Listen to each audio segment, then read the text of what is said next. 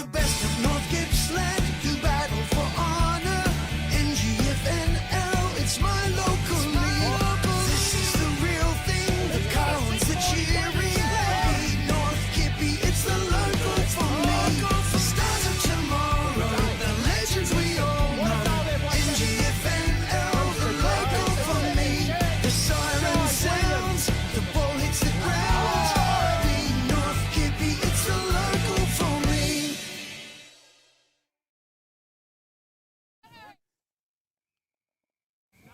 Good afternoon and welcome to the Heyfield Rec Reserve in what is the penultimate game of the AGL Loyang North Gippsland Football Netball League.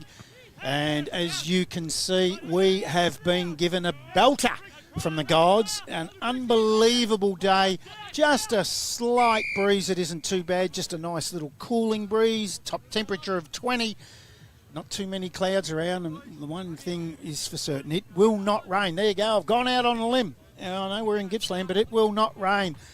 It is the AGL Loyang North Gippsland Football Netball League preliminary final day between the two big sides, Woodside and Heyfield, getting underway at approximately 2:15. Could be a little bit earlier, just depending on how we're travelling. We've already nearly had extra time in the thirds game earlier this morning. Rosedale 10-5-65 were leading late into the last quarter by a good 2 or 3 goals too, but Heyfield flew home 9-17-71, and they've earned the right to take on Churchill in the under-18s next week on Churchill's ground. That's just a regular occurrence at the moment. In the grand final, should be a ripping game, that one next week. And I can tell you, and I will repeat this throughout the day, we will be live streaming the under-18s with commentary as well as the seniors. The competition in the thirds has been that good, we just thought they deserve it. So we will live stream with commentary.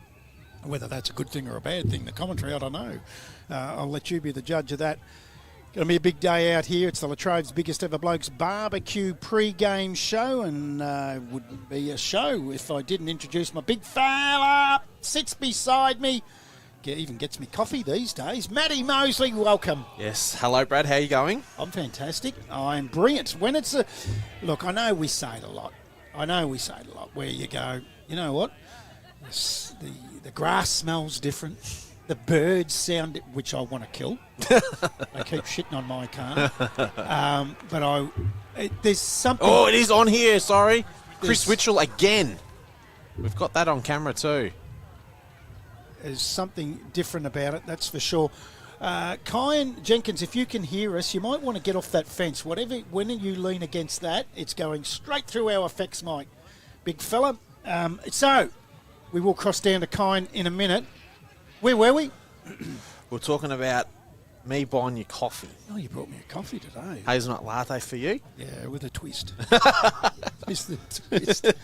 Hey, we're in for a ripper today. I'll tell you what, too, Matty, our good friend, Lockie Floyd, just decided to take the day off, and he's still banging up against that microphone. I've got to change that. There's something going on down there we don't like, so that will get changed. Oh, bang. Yeah, there's a lot of banging going on there. What we might do is get that sorted. I might even mute that for now until we get that sorted, because that's going to play havoc with our broadcast. Hey, Lockie Floyd just decided he isn't umpiring today. He There's isn't. A Bucks party. We said in the podcast yesterday we thought he might have been umpiring. Unbelievable. He's at a Bucks party. Can you believe that? Oh, I know where we stand. Yes. Yeah, I don't like it without an effects mic. Oh, now the young fellas, yep. So I mute it, and he doesn't decide to touch it. As soon as I unmute it, he decides to move it. Yeah, see, the banging's coming straight through that, so we will get that fixed. Move it around. It won't be you, Kine. It'll be someone up there just punching. Well, they're not onto even the fence. connected. Sorry? They're not connected. What do you mean? The fence. Oh, it's still coming through, Yeah. though. So you have to take it off that.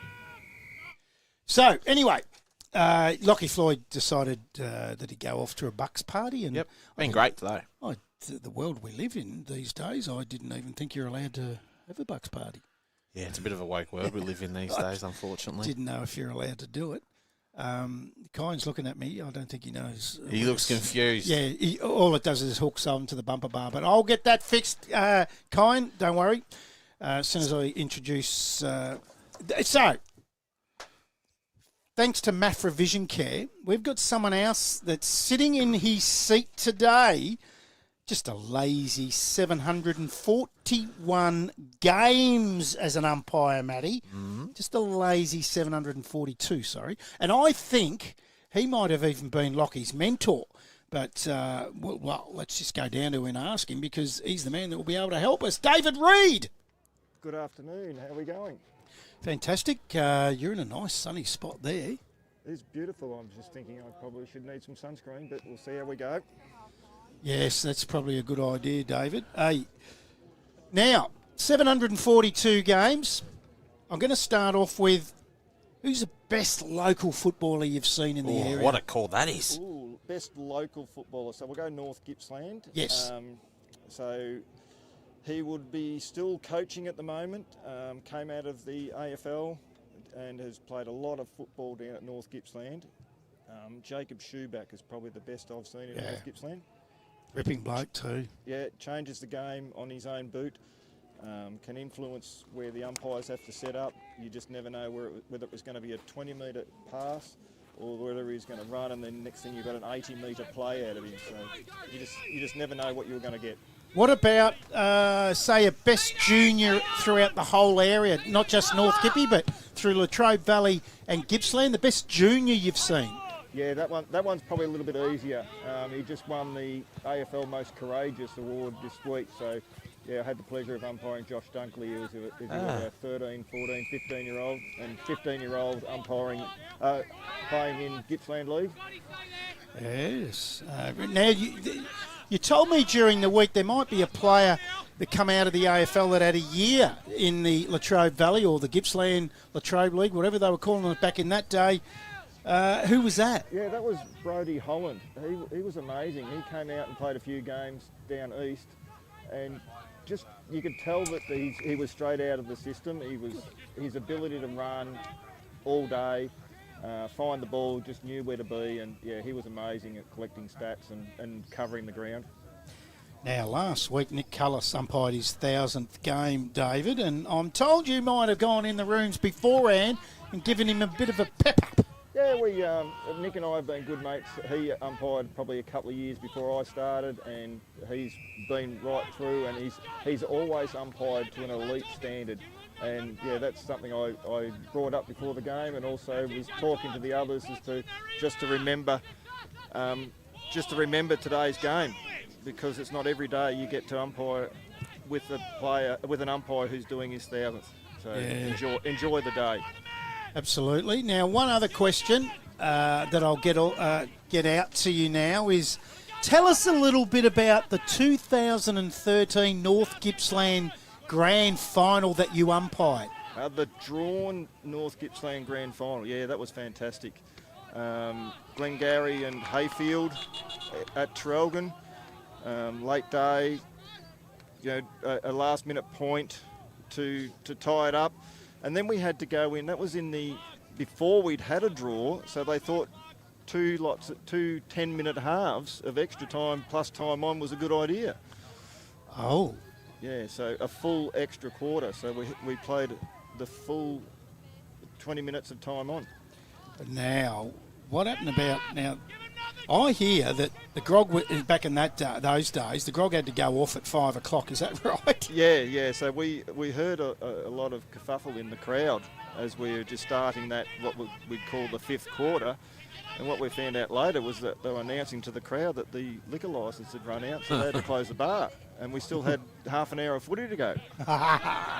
Well, imagine if that happened today. I reckon they wouldn't. Well, I know they've changed the rules on it anyway, haven't they? Yeah, well, a couple of things. They've changed the rules on, so we now play 2 by 5 minutes at the extra time, so it's shorter.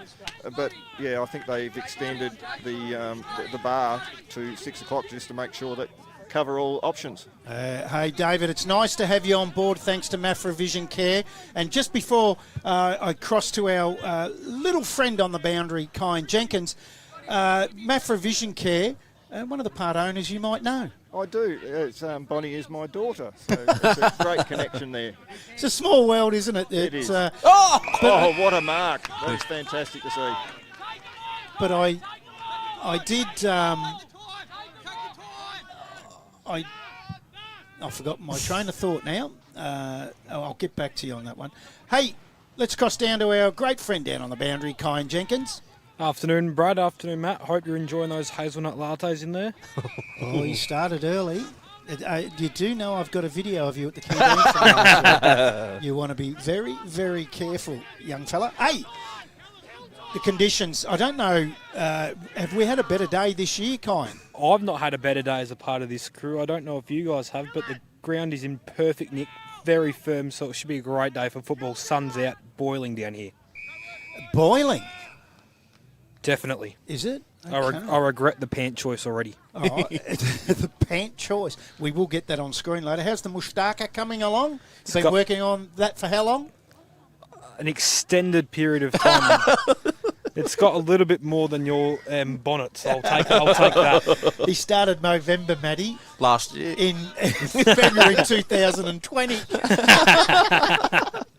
All the very best of that. Hey, Kyan, is there an end out there on the ground that the wind advantage? It's only slight, but is it going, would you say, remembering our cameraman's on the other side of the ground to us today, would you say right of screen? No, the wind is very faint. If that, I don't think it impacts any side.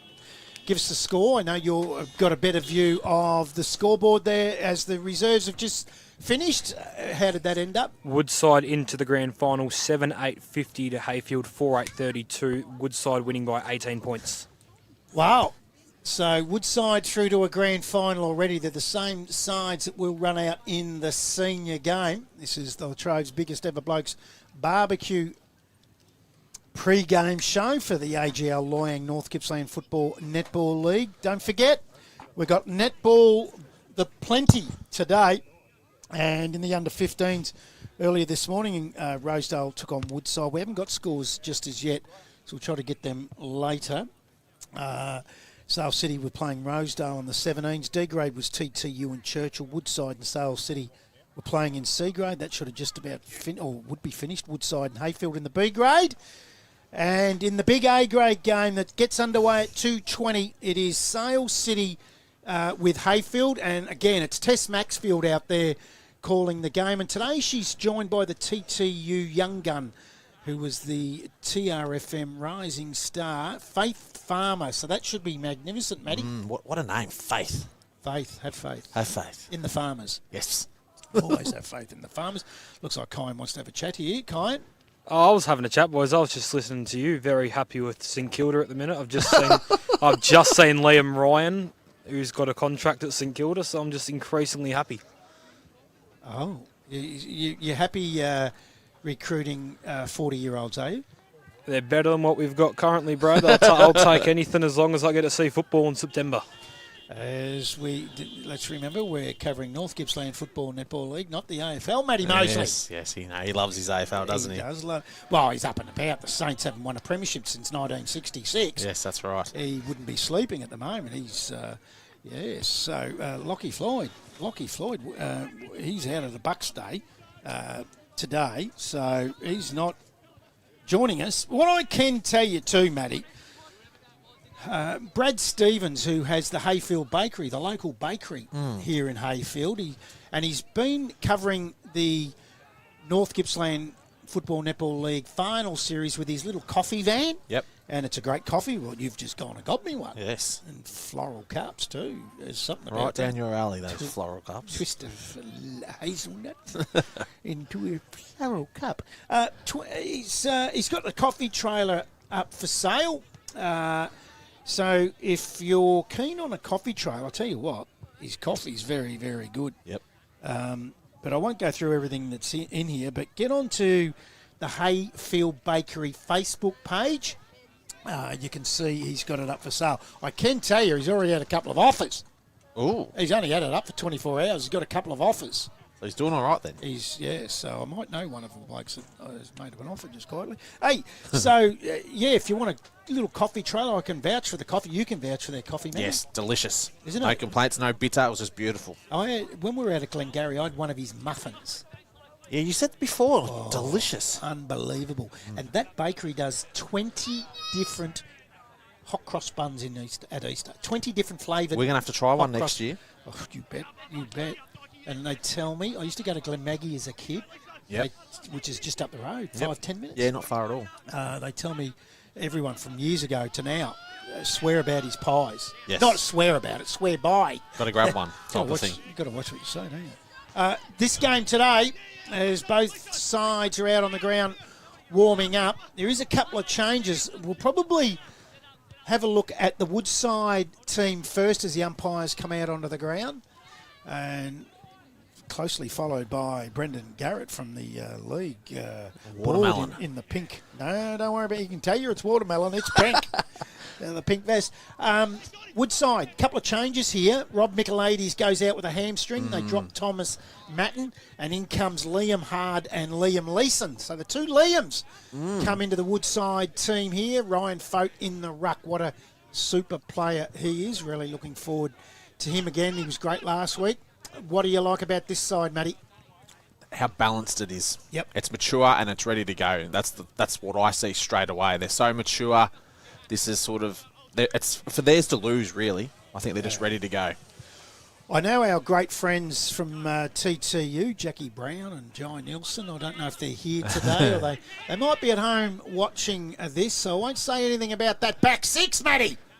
You might get yourself in trouble. I might get myself in trouble. They're just sitting back with the feet up today, aren't they? Yes. You would think, the TTU boys, and watching, or they'll be here watching. I reckon they would have had a train and run this morning. Yeah, I think you're right. I'll just be sitting back now waiting to see who they play in the grand final the following week. So that's a good side, good forward six, good midfield. Like when you get to this end of the scale, in the last 3 or 4, you've got a good side right across the board. They were gallant last week like Rosedale were on the Sunday. Yep. Woodside flew home against TTU, failed by 5 points, but they didn't lose any supporters on that day. They were pretty good. They were good. Only needed a couple more minutes and they could have maybe won the game. Yeah. Yep.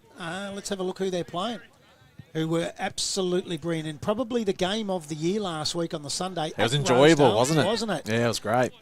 Both games last week. It was a 12-point game and a 5-point game and a 12-point game. Yep. Super game.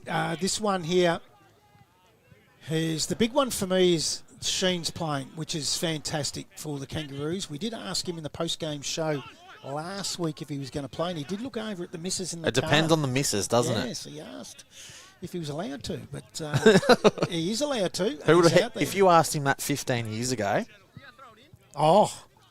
Yeah, she wouldn't be telling him. No, certainly not. As we see the right in front of us there, the Woodside boys just doing a little bit of boundary work from a boundary umpire helping with a throw in. Folks there and Morgan. Yep. So this side here today, Heyfield, have they played their big prelim last week, or is there they got more in them today? Oh, you'd have to have more in you today. Home preliminary final, like you can't have it any better than this. So, and you've got such a great forward line. You've got the good size. You've got Graham and you've got Sheen and Brown. So it's a good mix. I can tell you that interchange is wrong. Kelly's not in. He's not in. No, he's not in the side. Okay. So don't know why we've got Kelly up there. He's definitely not. Didn't play last week, and he won't play today either. I can tell you the interchange is Kelly, is Dinsdale, Rose, Fraser, and it's not Kelly, and it's just escaped me. I've got it on my paperwork, and that is wrong. So it's not Kelly. Might be Xander Brooks. Yes, it is. For Kelly there. So, but the big one there is Brown and Sheen. It's a good forward line. Experienced. Kyle Graham. Yeah, kicked a lot of goals. Well, he's kicked 50 for the year. He has. He's had a good year. So we spoke about him during the week, and this is a name you probably don't think a lot of, but he's kicked 50 goals for the year, and he's probably arguably the best small forward in the competition. Casey off half-back flank is a big one for me. Bennett in the middle and McMillan in the middle. They need to have big games. They do, because they've got to cover Stevens. How good was Stevens last week? Yeah. Not available today, obviously, with Gippsland Power, and he was super last week. So, yeah, it'd be interesting to see how they all go. He was an absolute ripper, wasn't he? Yeah. So that is the teams. Let's cross back down to the boundary and have a chat to Kyan Jenkins and get his tip for this afternoon. Well, before I give you my tip, we've got to mention Isaac Wheeler playing his 100th game today. He's the cult figure of Sports Stream Live, I reckon. Yeah, you won't get an argument from me as I I agree. just have a sip of my hazelnut twisted latte. I'm going to back Woodside here. If Sheen and Brown can get off the loose early, I do think Heyfield can win this game, but they'll need to kick 3 or 4 each. Yeah, I do agree with that. Yeah, thanks to Mafra Vision Care. What about you, David Reid? Who do you like today? I tend not to get involved in tips as an umpire, so I'm Neutral. I'm probably going to go for another draw to see if we can get the excitement up again. And take us through how the umpires are feeling. The nerves are a little bit different to a normal home and away game today? A little bit, but I think Harry's been warming up since quarter time, but then the older gentlemen of Jim and David, it'll just another game for them. Get out there, get the first decision right, and that'll be all they're looking for. Yeah, I've got to say, I was here at 8 o'clock this morning, Matty, and Harry Davis was here He loves it. at 8 o'clock this morning. So the umpires for today, Jim Sutton, David Parkle and Harry Davis. On the boundary, Noah Chaffee, Craig Jones, Oliver Mooney and Chris King. The goal umpires are Phil Cullis and Craig Aegis. And the emergency is Nick Cullis, who umpired his 1,000th game last week. And we're about to get underway here. That was the Latrobe's biggest ever Blokes barbecue pre-game show. It's preliminary final day, and it's Woodside up against Heyfield in what should be a cracking day of football. And the season has been a beauty, and I've got no doubt it'll continue today as Jack Christian. It's going forward. Yeah. Oh, he's lost. Yeah, he doesn't know where he's going, but This is going a plan. forward now. It is. Yeah. So he has moved forward. So just Lee Brown always got a little twist, hasn't he? He He's does. a ripper. Just mixes it up a little bit. He does. He's gone to the coach as well. Oh, they're switching and changing. So Or two coaches on each other. umpire Jimmy Sutton holds the ball aloft for the preliminary final 2025, and it's underway. Folk gets the tap. Goes out to the outer side. Marchese wins the ball. Quick hands off. Eason hands it off again. Oh, might be a high free kick. It is. Bennett, outer wing. Goes short. Christian, inside 50, looking for Sheen. Has it punched away from him? Getting to the front there for Heyfield was Tyson Graham back into the side. They get it off. Here's a chance. Ronan shot at goal. Didn't have the legs on it. And cleaned up by Woodside. They come out to Misson.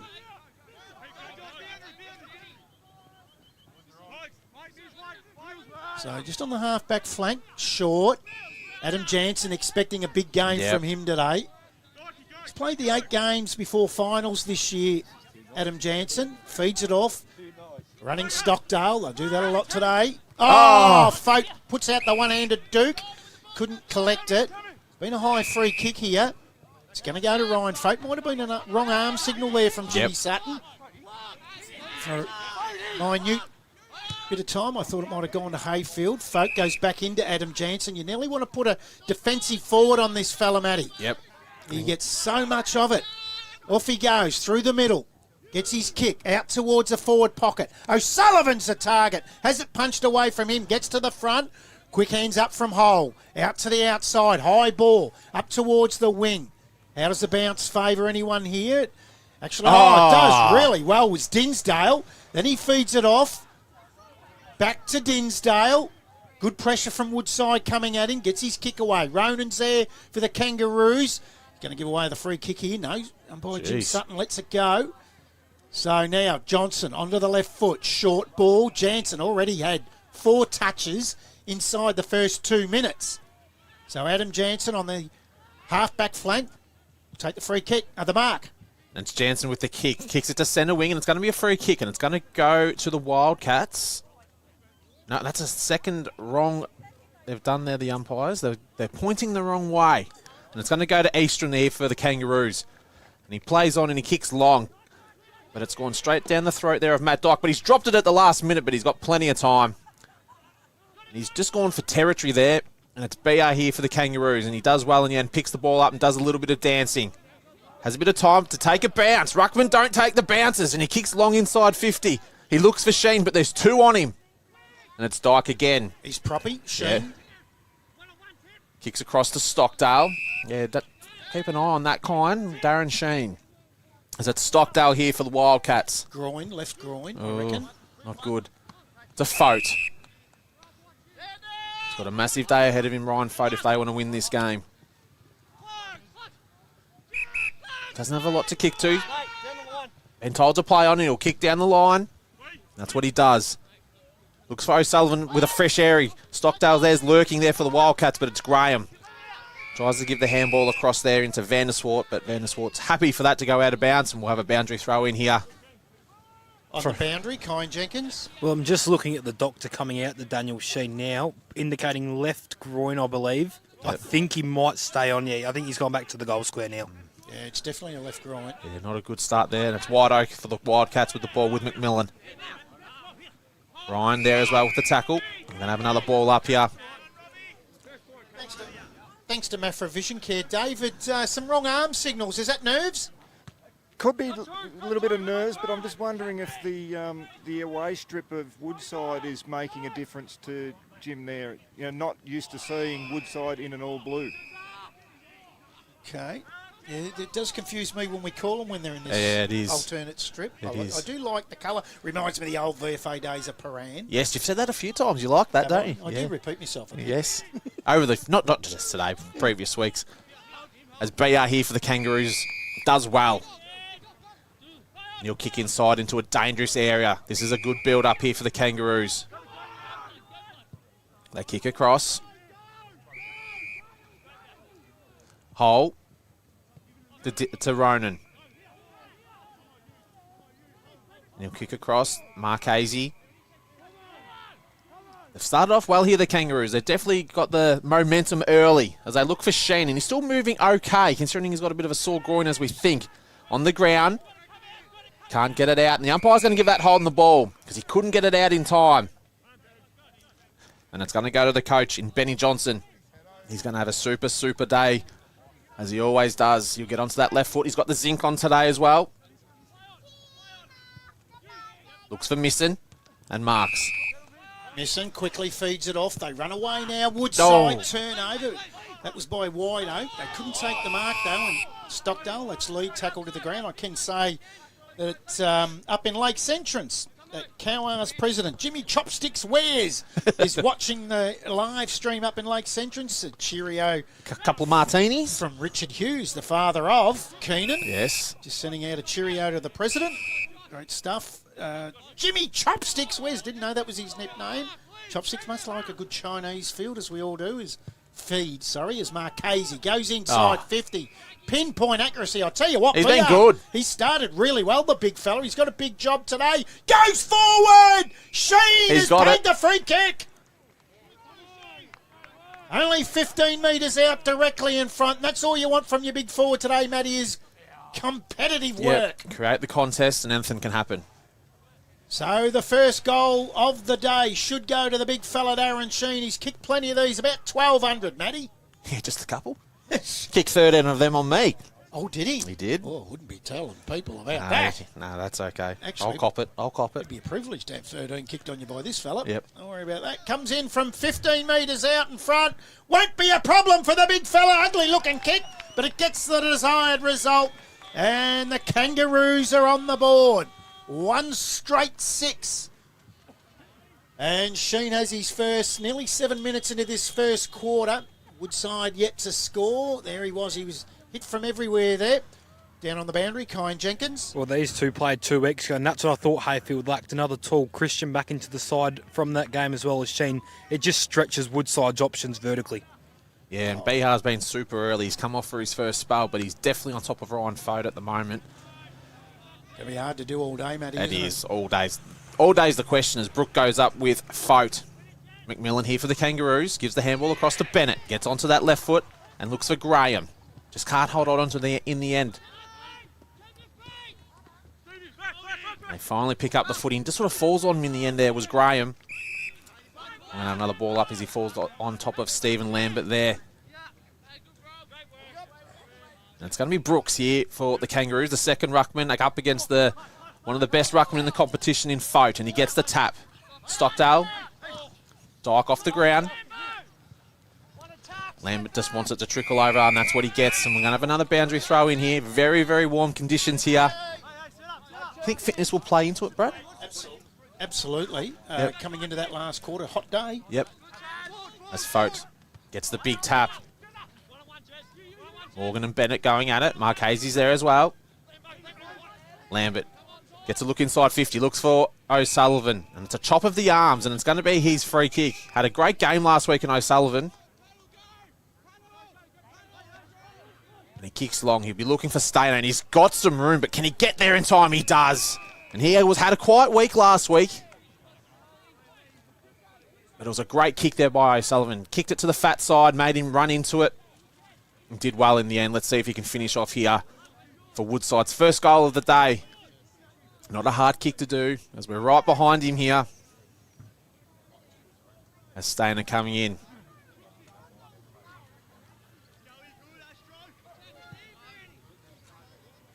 And he's missed it.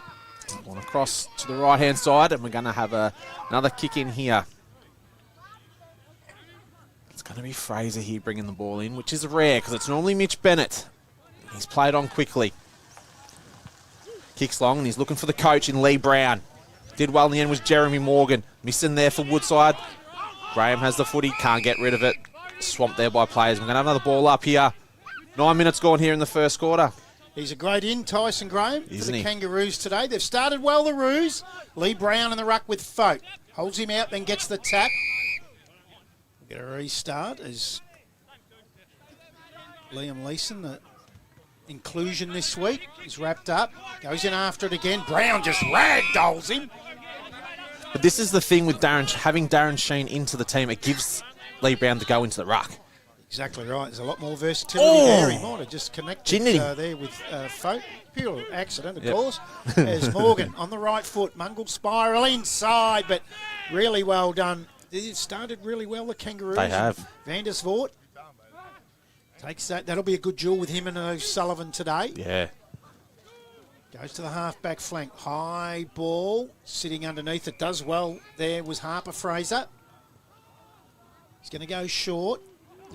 Doesn't get there, but Ronan does well. Feeds it back. Quick kick out. Jansen comes across. He might have Did been well. held without it there. Yep. Really, David Parkle, good decision. So, Adam Jansen. Jimmy Sutton. Matt part Dyke. of- Yeah, Matt Dyke got sucked in there. So, and then a 50. Now, we've got two umpires. Now, thanks to Matt for Vision Care, David, what happened there between the two umpires? I'm not sure that the second umpire saw the incident in the middle, but so Jim Sutton's played it downfield, and he's taken the opportunity to move them forward to that mark. David Parker was given a 50 there. That's the other 50. way. That one's is 50. And that is going to go against Stephen Lambert. It'll be Yeah. Tice Graham that'll take it, and it'll put him in within kicking distance, no doubt about that, on the boundary, Kyan Jenkins. Definitely within kicking distance. Shane wants it at the top of the square here, and he's going to lead up into that space, I imagine. So, Tyson Graham back into the side today. Missed last week through injury. Doesn't look hampered at all. Started well, the wingman. In he comes from 48 metres. Comes back late, but not enough. So on their home deck in a preliminary final, they'd be happy about that. Big travel too for Woodside, this one, Matty. It is. It was a big travel for us, and it's even bigger there for Woodside. So Adam Jansen will bring the ball back into play. Runs through his Jeez. distance a fair way. Long kick. High Oh, ball. your man. Yes, Isaac Wheeler with the best red-headed mullet you'll see in the competition.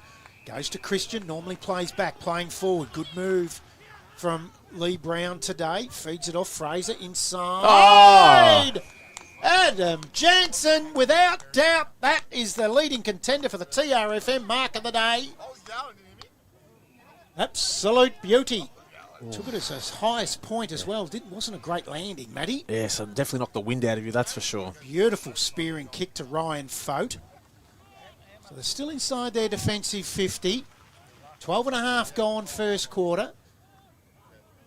Heyfield lead by a goal. They'll be happy with the start. Is that Ryan? Yep, Cooper It Ryan. is. Yep, it's got hair. The bright orange boots. He's got the hair. They throw you when they get hair. Yep. Stockdale, that's Mickey. He'll want to move on quickly. He does. They have a look Oh, outside. this man. Jansen's had a heap of it early. Goes in towards centre half forward. Punched away from Fife. Does well. Tried to get to Rowan missing, but missed him. Bennett, McMillan.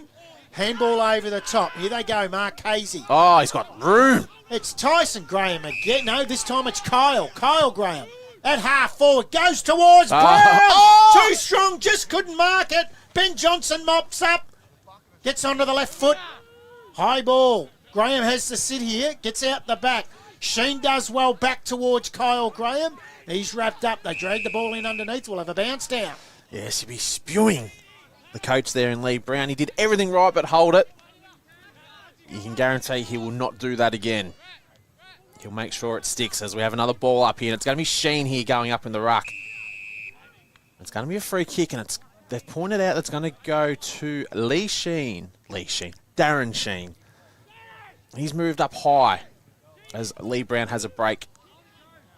It's just a little bit too easy at the moment here for the Kangaroos as Dinsdale's got the footy, and he's on the right side for a left footer. He's in the short sleeves today. Loves the long sleeves normally. Woodland comes in. Kicks. And that is an absolute beautiful looking kick. Well, they started well. They have, and that's Woodland's first. They started like this 2 weeks again. They did. And that brings the scoreline as we're 14 and a half minutes gone in the first quarter.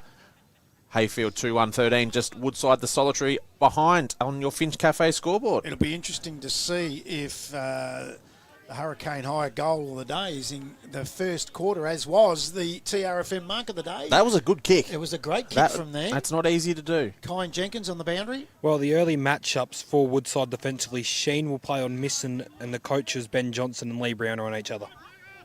It's intriguing, Matty. It is. All these little games of chess. Yes, as Bihar's back in the ruck here for the Kangaroos. And it's Hole with the tackle. Solid tackle. As we have another ball up here. It's been a good start here for the Kangaroos. Woodside need to respond. Ryan to Jeremy Morgan. He'll kick it inside 50. Oh, pace. Has some pace. Goes for goal. Doesn't get the bounce. And it's gone to the left-hand side, and it's going to be another point here. But they've got it down the right end in the Wildcats.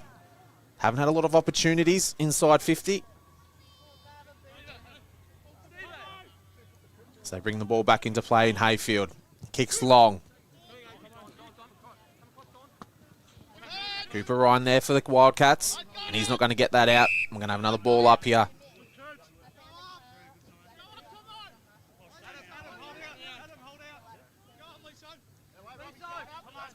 As they're throwing the ball back up. To Ruckman. No one cleanly wins it, but it's Robbie McMillan. Sort of giving him a push in the back. And it's going to go to Tom King.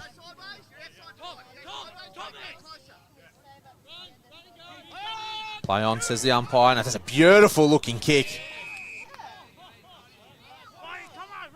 And it's Liam Hard that has the footy. Superb kick there by Tom King. It's going to take a fair effort to kick this one. He'll be 50 to 55 metres out. But there is no wind to speak of.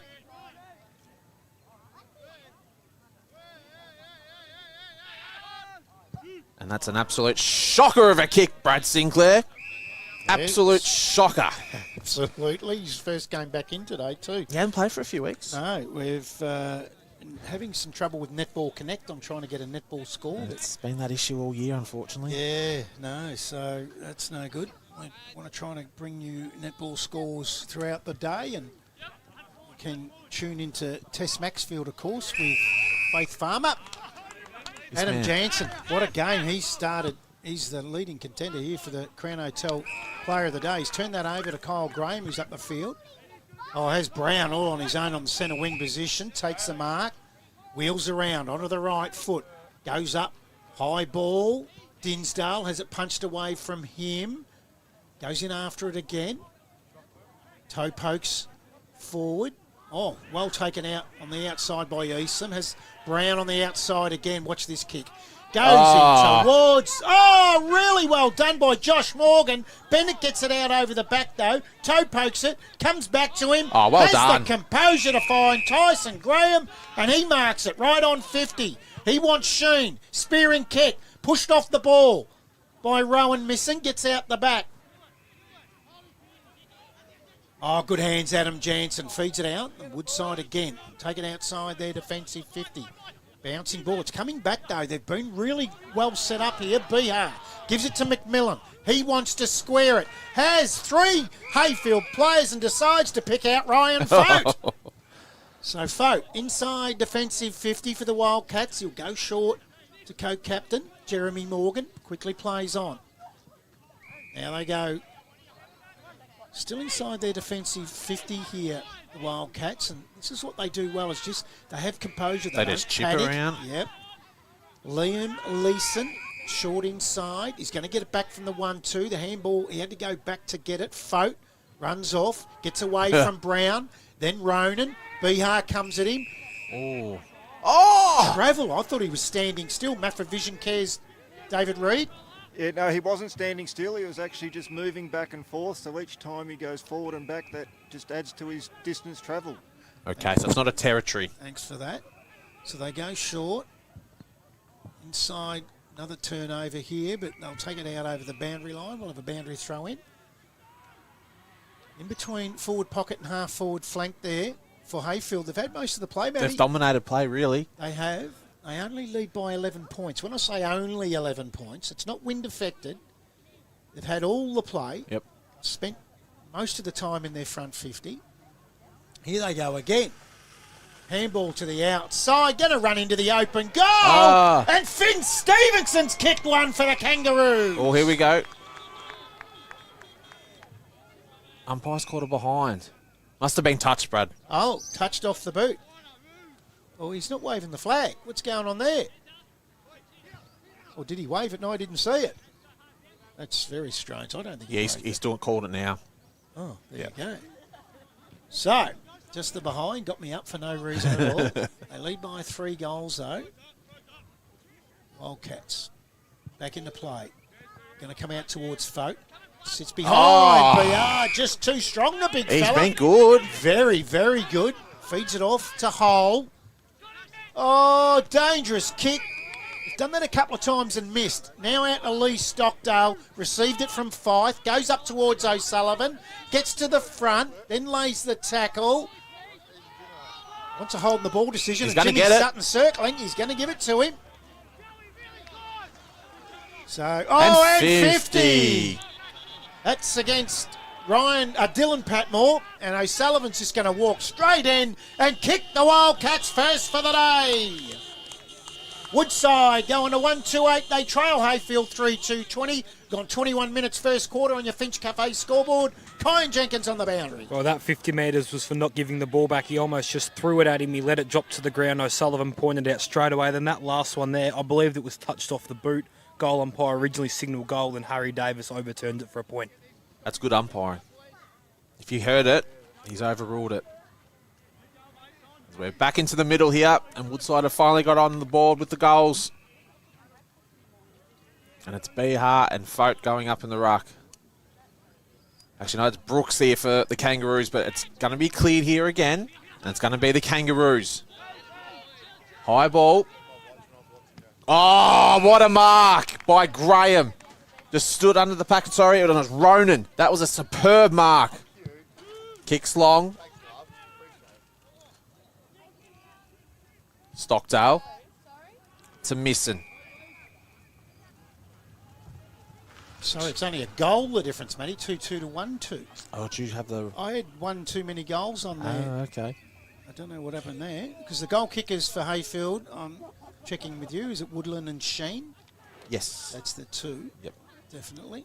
Just one for the Mick O'Sullivan, that last one there. Yeah. Yep. As they've had a boundary throw in here, and it's Fote. Goes the big punch, and it's hole there. getting to the ball, but it just trickles over the line. We'll have another boundary throw in here. 22 minutes gone. Neither side will want some junk time goals against them. Bring the ball back into play. Great tap there by Fote. We're going to have another ball up here. They've given it a free kick. Didn't quite see what happened there, but it's going to be Marchese in a dangerous position because this next kick, he's going to go inside 50, and that's what he does, and he looks it for Brown, but does well in the end was Johnson. Bennett on the left. Does it come around? Oh. Ooh. Just gone over the post there, and it's another behind. As Stockdale's about to bring the ball back in here for the Wildcats, as he normally does. Normally a beautiful ball user. Sending some direction. Just chips the ball in. Just lowers the eyes to White Oak. Another chip kick to Misson. Goes the 1-2. Back to White Oak. Takes a bounce. And all of a sudden, they're centre forward of the ground. They've moved it quickly. White Oak again gives the handball across. Kicks inside 50. Looking for Stainer in good position. And that's exactly what happens. Plays on. And kicks it. What a great goal there by Woodside. Patient, and they pulled the trigger when they needed to. And on 24 minutes gone here on your Finch Cafe scoreboard, it's Woodside 2-2-14 to Heyfield 2-3-15. Kyan Jenkins on the boundary. Well, you guys in the box say Woodside have the best back six. I'd say they have the best. I won't say anything Careful. controversial about their back six, but they've got the best ball users off half-back. Stockdale and Adam Jansen starts with them here, getting it into the middle, and it's just really good counter-attacking play. It's something Heyfield need to watch. Well, that's what we've been saying, Brad, isn't it? That's why It's where it starts from. That's why I rate them the best back six. Yep. They come out and really turn it over. There's a couple today from the opposition have given it back to them. So the big fella, Brooks, in there for the Kangaroos to do battle with Rowan Misson. They wrestle. Misson wins the tap. Hole taking the tackle, laying the tackle on Dyke. Brooks tries to grab that out of the ruck. Looks for Bennett. Oh, they pounced upon him there. Fed out by Morgan. Dyke. Going to be chopped off here. Kangaroos high ball. Straight in the middle. McMillan sits under it. Comes out the back. Rowan Missile. Tackle by Wheeler. Really well done. Not getting away from there. So we're going 25.5 in this first quarter. It's a 1-point game. Preliminary final day. AGL Loyang North Gippsland football. Just waiting on some netball scores. Having some troubles with Netball Connect. Marchese. Oh, great tackle. Yeah, really good tackle. So it'll go to Hard. The free kick. He's at 50 out. Get a good look from this camera angle right behind Liam Hard. First game back in for a few weeks. Just got a message from Stefan. The game hasn't started over there, the A grade. Obviously a bit behind time with the extra time. There must have been extra time. There was Yeah. at C grade.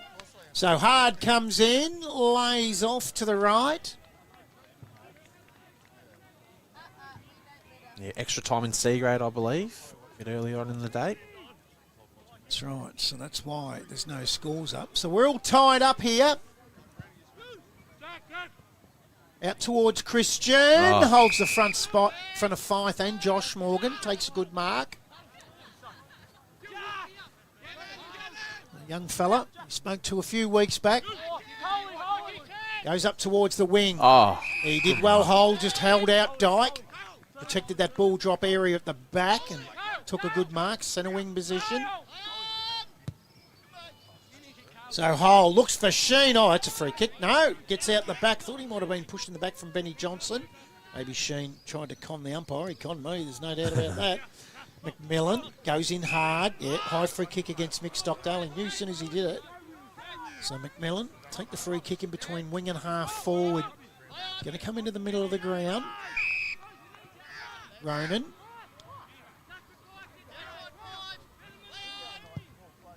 Again, looking for Sheen, but geez, backing back with real courage was Lukey Johnson. Umpires played blocking here for Mafra Vision Care. David Reid, was that blocking? Yes, he just came in behind him and protected the space there and didn't make contact with the ball, so that's a free kick to Darren Sheen. And it'd be interesting to see if he'd be looking for a short pass here. He hasn't been confident in his leg, so look for a short one. So Sheen comes in, shot on goal. This is to the right by fairway, out of bounds on the full. And the free kick. And he's still limping. He's really favouring that left groin. There's no doubt about that. Definitely going to get sore as the game goes on. I don't think he'll last too much longer, just quietly. Would you keep him out there? No. No, you'll take him off. Oh, he's on one leg right now. Groin's a groin. You don't think he'll help Lee Brown further up the ground or anything like that? Very hard to move with the groin. Yeah. Depending on how bad it is, of course. Yep. As Hull gives the handball across to McMillan. Kicks, looks for Sheen. Christian in the middle, cuts off beautifully. I've liked this move from Lee Brown, putting Christian up into the half-forward line. Going to have to stick with it too if Sheen goes down. Definitely. And he kicks inside 50. He's looking for that man himself in Sheen. Nearly had it. But it's Woodside that get the clearance. And it's quarter time here. Short quarter, really. Only 28 minutes gone. And it's a draw.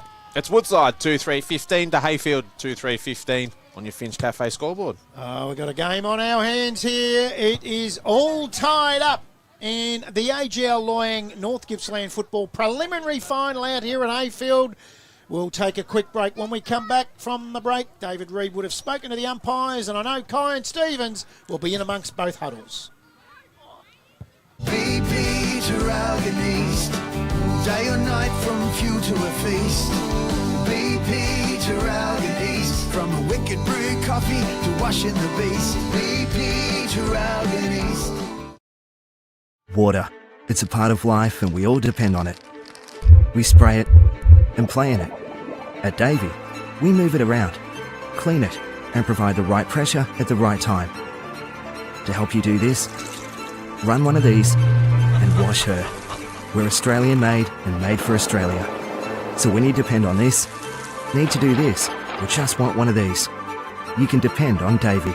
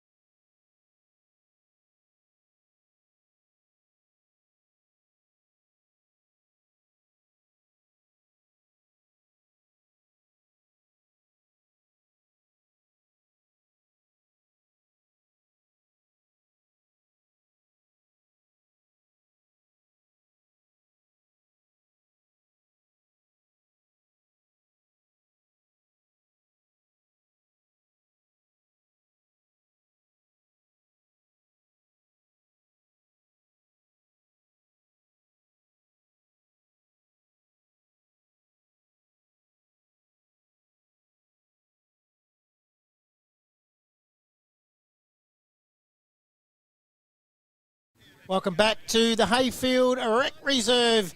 As you can see, the crowd around the Heyfield team there is enormous. 2, 3, 15 apiece. Let's cross down to the boundary thanks to Massaro Vision Care to both Kyan Jenkins and David Reid. Well, I was just having a little look into the Heyfield huddle at quarter time. Darren Sheen immediately went to the bench, was getting a rub down on his upper left groin very high up for about 95% of that. He just rejoined the main group for the final talk with Lee Brown before heading back out. Wouldn't be shocked to see him start in the square, not leave the square the whole quarter if he stays out there. It's his left leg, so it's his planting leg. So the problem is any distance on his shots, struggle planting the foot and struggle getting the distance in him. I think the other thing with that is that you're getting a massage on the groin at quarter time, so very hard to think about football, Matty Mosley. Absolutely. That's the last thing I'll be wanting to think about. David Reid, thanks to Massaro Vision Care. Did you have a chat to the umpires? Yeah, I did. We just clarified a couple of decisions that went through that quarter. The goal, it took a little bit of time because it was called off the ball by a non-official umpire. So it took a little bit to get the touched call down towards to Harry, who had originally signalled all clear, but it was the mid-zone umpire that saw the touched. And then we had the off the ball from Jim Sutton. David Parkle originally thought it was going the other way. That's why he signalled 50. But then when we get the communication's often difficult on these days with a bigger crowd. We can't hear as easy as we'd like. So sometimes it takes a little bit for the call to get to the other umpire. Very well explained, David, and that's why we like having the umpires in this, thanks to Massaro Vision Care. Kyan Jenkins, you got something else? Well, who do you guys, I've got a question for you. Who do you think is the happier coach currently going into the huddles? Well, I've never seen Ben Johnson not smile. That's a very fair point. Although we did drag everyone in before they went to their individual or 666 groups. So I'd say, look, I'd be happy if both coaches. I'd be happy if I was Lee Brown. It's very poised at the moment. Yeah, and I'd be happy if I was Ben Johnson. She's all tied up. It's low scoring at the moment.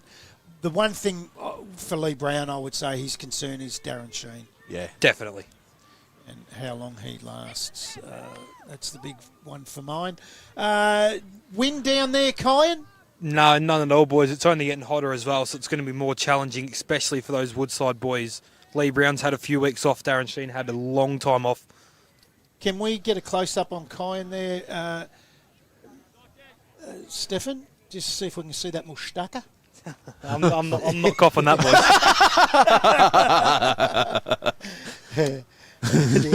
That looked good as the old moustache. It's been going since February 2020 for the 2025 Movember. Back in the middle. Up they go. Morgan gets it out. Clearance inside 50. Bouncing ball. Done really, really well on that occasion was Rose. Then gets the clearing kick towards Eason. Bad bounce for him. Ends up back in the hands of Heyfield. Wide Oak. Woodside, Wide Oak. Over to Adam Jansen. Gets the ball inside 50 and a one-on-one. Ball punched away by Hull. Gets to the front of the pack. Over the top. Again, was that man. He couldn't cleanly take it, though, was Rose. Well, Bihar really happy with his game so far. He's taking his time to get there. There's no doubt about it, but he had the time, and I reckon he might have taken it out over before he gets the handball away to Wheeler. Over boundary throw in. On the half forward flank for the Woodside team. And it comes. Folk wins a double-handed tap. Bennett does the roving really well. Goes into the middle. Woodland. They'll want his left foot. Graham, that's Kyle. Right foot kick round the body. Up towards Brown. Holds the front spot. Rowan Misson did well to get a fist onto that, or just onto the body at least. And spoil. Ball trickles out over the boundary line. So we've gone from 150 to the other.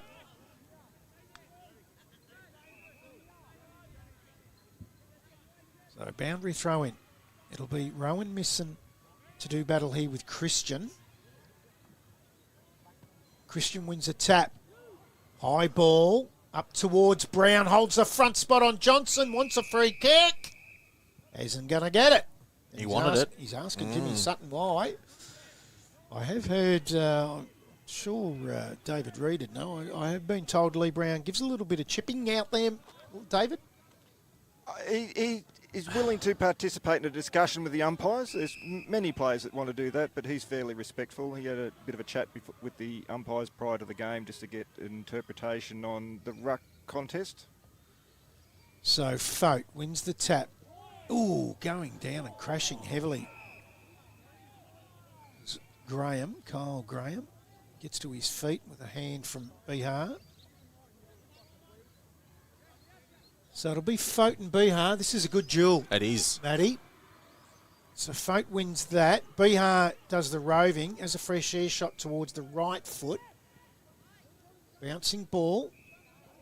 Geez, they fall across a lot of fumbling. Morgan comes in. He fumbles. Goes towards the boundary. Eastland helps it over with a boundary throw in right in front of the Woodside box. Or the Heyfield box. No, it's the Woodside box. Yep. They're mixed up today because of the Homerooms and the homerooms and all that. It's very confusing. It's So, their home ground, but they're in the away rooms. and the way box, Yep. which confuses the hell out of me. Yep. Don't know how Lee Brown's tackling that. So, no great heights at the moment right now in this early stages of the second quarter. McMillan feeds it off. He's going to carry the boundary here. Free kick will go to Woodside. Up the line. High ball. At the back, Fote takes a strong mark. Centre wing position, social room side of the ground. 3.5 minutes in. No score added by either side. So Sullivan just hung in the air. Put the old derriere out. Held the spot. The kick. And the kick was absolutely magnificent. Have a look at this. Beautiful kick. Just took the defender out of the equation, didn't he? And Brodie Stainer will get a shot for his second goal of the afternoon. As you can see on camera, right behind it. Good crowd in. Beautiful day. All tied up. Couldn't want much more as Stainer comes in for his second for the day. And he misses to the left. Normally a lovely kick as well. He is. They might rue a couple of these misses, Matty. Yeah, you want to put the home side away early if you get the opportunity. As it's Woodside up by a solitary point. As the Kangaroos are going to bring the ball back into play. Plays on and kicks long, and he looks for Brooks, but it's Jansen. Just holds his ground. He had a superb first quarter. Yeah, he's been great, hasn't he? And his field kicking's normally elite. To Morgan. Kicks inside 50. He's got a bit of space here. Kicks inside 50 again, and back to Morgan again. The work rate of him has been superb. Beautiful foot by Wideoak, wasn't it? It was. There's skills, and I think as Kyan Jenkins, not Kyan Stevens, Matty, Kyan Jenkins quite rightly said, quarter time, their feet skills are elite. Yep. Especially in this type of weather. As Morgan coming in. Normally a lovely kick. Oh, And that is exactly why he has split the middle. And it's Woodside to 3-4-22 to Heyfield 2-3-15 as we've just ticked over 5.5 minutes gone here in the second quarter on your Finch Cafe scoreboard. Kyan Jenkins on the boundary. Very important next 5 minutes for Heyfield in this clash a fortnight ago. It was very close at quarter time. Then that second quarter, Woodside just chipped away, got to a handy lead at half time. Heyfield really need to surge the next 5 minutes. It's hard to keep up with Woodside consistently. They are just at the same level all the time. Yeah, I've just been watching Darren Sheen. He's really worried about He's holding that on groin. to it. Hasn't stopped playing with it. I think it's Playing with what? the groin Yes. area or touching the groin area. You know what I meant, you dirty animal. I was being pure. Fote takes the ball out of the ruck. Handball over the top. he's to getting Morgan. busy. He is, isn't he? Check side. Oh, Sullivan takes the mark inside 50. Good call from Kyan Jenkins. They want to be very, very careful in this next period of this game. The way he took that mark was superb. Yeah. Yep. So, again, a great camera angle from where he'll kick this from. No socks up today. He No normally has the socks socks up. Yes, I was talking to David Reed pre-game, off air, about some of the umpires at the top level might be wearing the new fancy socks. Oh, We'll they've talk got about the that socks too. later. O'Sullivan has a shot on goal and gets his second for the afternoon. Woodside a couple of minutes. They go on to 4-4-28. They lead Heyfield 2-3-15. 7 minutes gone. Second quarter, Finch Cafe scoreboard. Kyan Jenkins. Well, I was just looking at Dylan Vandershoek before. He doesn't actually have a match-up at the minute. He's just playing on whoever's the deepest Woodside forward, which shows the faith that Lee Brown does have in him. Yes, he certainly does. As we've got Brooks into the ruck now, up against Fote here for Woodside. Very important, as Kyan says, next 5 to 10 minutes here for the Kangaroos. Ball back up, and it's Fote with the tap. There's another ball up here. With Josh Morgan with the tackle on Marchese. Tap there by Fote. It's Morgan there and Marchese again. Absolute beautiful day here for a preliminary final. Fote with a big punch. Cooper Ryan does well, and that's dropping the footy in my view. And it is. Good decision. Is that our man, Harry Davis? Yep. Kicks across. Looks for Christensen. Oh, Christian does beautifully.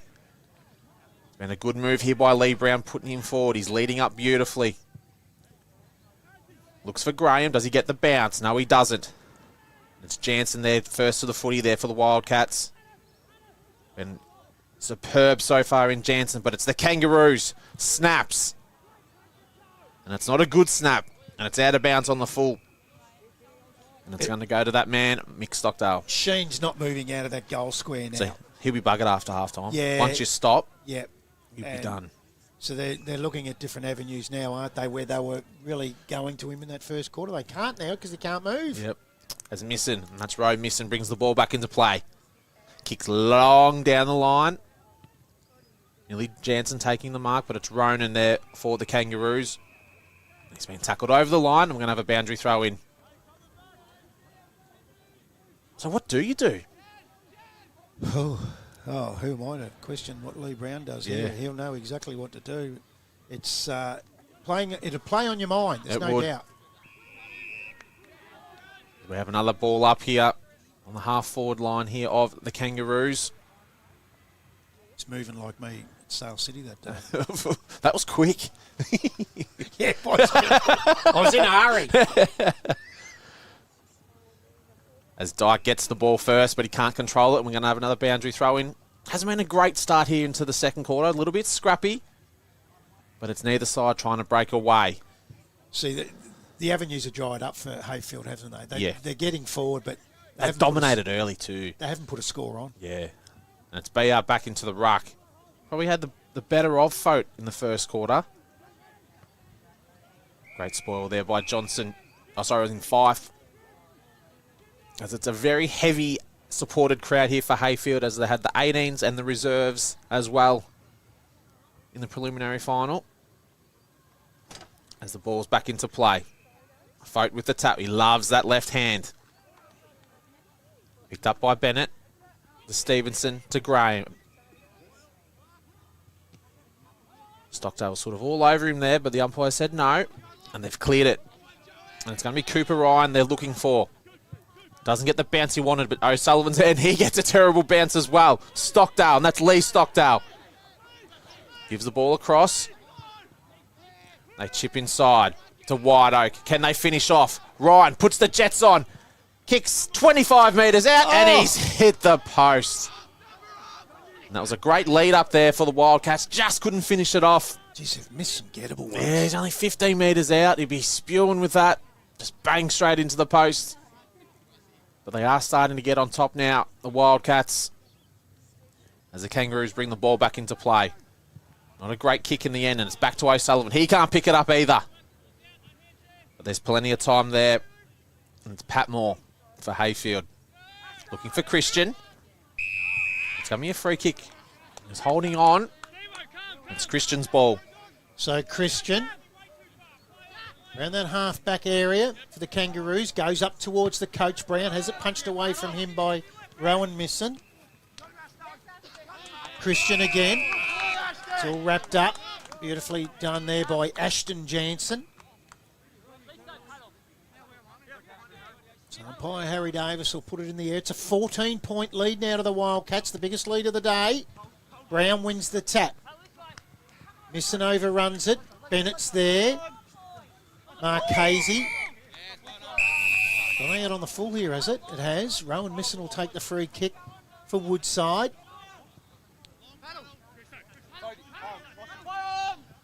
So Misson up towards half forward. O'Sullivan has it punched away from him. Comes to ground. Graham out towards Marchese. Oh, that's a good kick. Beautiful long kick to Graham. If it sits for him, Ah. he's away. He is. Oh, just couldn't cleanly take it. Now it's going to favour Fife. He wins it. Handball over the top to Benny Johnson. Onto the left foot. Stockdale. He'll go short. Oh, has too much on it for Wide Oak. Gets out over the back though. They're still okay here at Woodside. Up towards half forward. Coming out and taking, there is Tommy King. High ball towards 50. Walk out for O'Sullivan as the set. Drops a setter. Gets a free kick too high. He's the man at the moment, O'Sullivan. He is. He's lining up for his third. That was definitely there, David Reid, thanks to Mafra Vision Care. Yeah, no arguments there. And the out of bounds on the full here, that was an excellent pick up from Craig there. The Heyfield player came in, went to pick it up, and it just caught the end of his boot and went over by about a metre. So O'Sullivan has an opportunity to kick his third and extend it out to 20 points here. You'll have to kick it from 35 directly in front, so obviously distance isn't a problem. Usually accuracy isn't, and it isn't again. He's a beautiful kick. Absolutely beautiful kick. He gets their fifth, and he gets his third. Second for the quarter to the big forward. 5-5-35 Woodside. They lead Heyfield 2-3-15. 14 minutes gone, second quarter, Finch Cafe scoreboard. Kyan Jenkins. Well, a change needs to be made for Heyfield. It looks like Lee Brown's still going to the forward line. I'd be making Jack Christian go back to centre-half back. The two Woodside forwards have now had 4 between them, and you can't have in prelims a third or fourth choice defending one or two of the best forwards in our competition.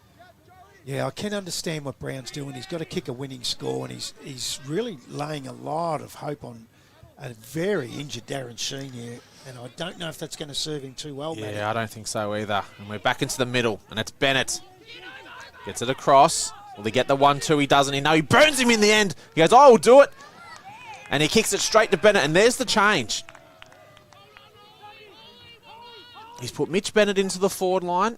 Kicked a lot of goals here at Mafra previously before he come across from to Heyfield. Normally a lovely kick. As Bennett comes in, and boy do the Kangaroos need it. Comes in on that left foot. And he's kicked it. No, he's missed it. Very, very uncharacteristic there of Mitch Bennett, and there's a little bit going off the ball there. Bayard's throwing his weight around. We noticed last week he doesn't mind it. He does throw his weight around. As the Wildcats about to bring the ball back into play, and it's Michael Stockdale. He'll probably get about 20 kicks. Yes. Kicking out. He plays on. Looks for Jansen. That's probably one of the worst kicks I've seen him kick, but it's worked out well. Jansen just gives the little defend off, and all of a sudden they're at centre-half forward kicking to O'Sullivan. And he's a beautiful mark and plays on quickly. He's looking here for Stainard. He's got the front position. Oh! And that's a superb mark. Absolutely superb. Patmore couldn't do a lot about it, as we see here on the replay. Yeah, great body. Great craft. Just used his body beautifully. Great forward craft. Gee, how good was young Adam Jansen there? Oh, just the defend off. Yeah. It's just so mature for such a young fella. Stainer comes in, and he's kicked a goal. That's his second for the afternoon. And it's Woodside really starting to kick away like now. As it's 6-5-41 to Heyfield 2-4-16. 16 and a half minutes gone on your Finch Cafe scoreboard. Kyan Jenkins on the boundary. Well, while it may have been accidental, that mixed Stockdale kick was excellent to Jansen, because not only was it the fact that he was outnumbered there and could have got spoiled in the air, could have come back straight away, but it gave him the chance to use his foot speed and elite kicking to hit up the two forwards. More important issues. How are the Heyfield Bakery pies over at the canteen? I haven't had any yet. I heard a little rumour before game that when you were getting your hazelnut latte, you were going to go get one. I know, and I'll get you one too.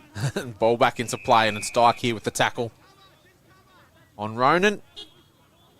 As we have another throw, ball up, and it's BR and Fote. Fote with the tap. And it's McMillan first for the Kangaroos. Kicks wide. He was looking for Woodland, but he can't get him. And we're going to have another boundary throw in here. It's an interesting 5 or 6 minutes here for the Kangaroos. They need the next one.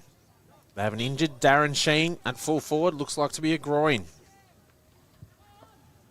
Brown with the tap here for the Kangaroos. Follows it up as well. And the Woodside crowd gets stuck into Lee Brown. They've all cried for ball.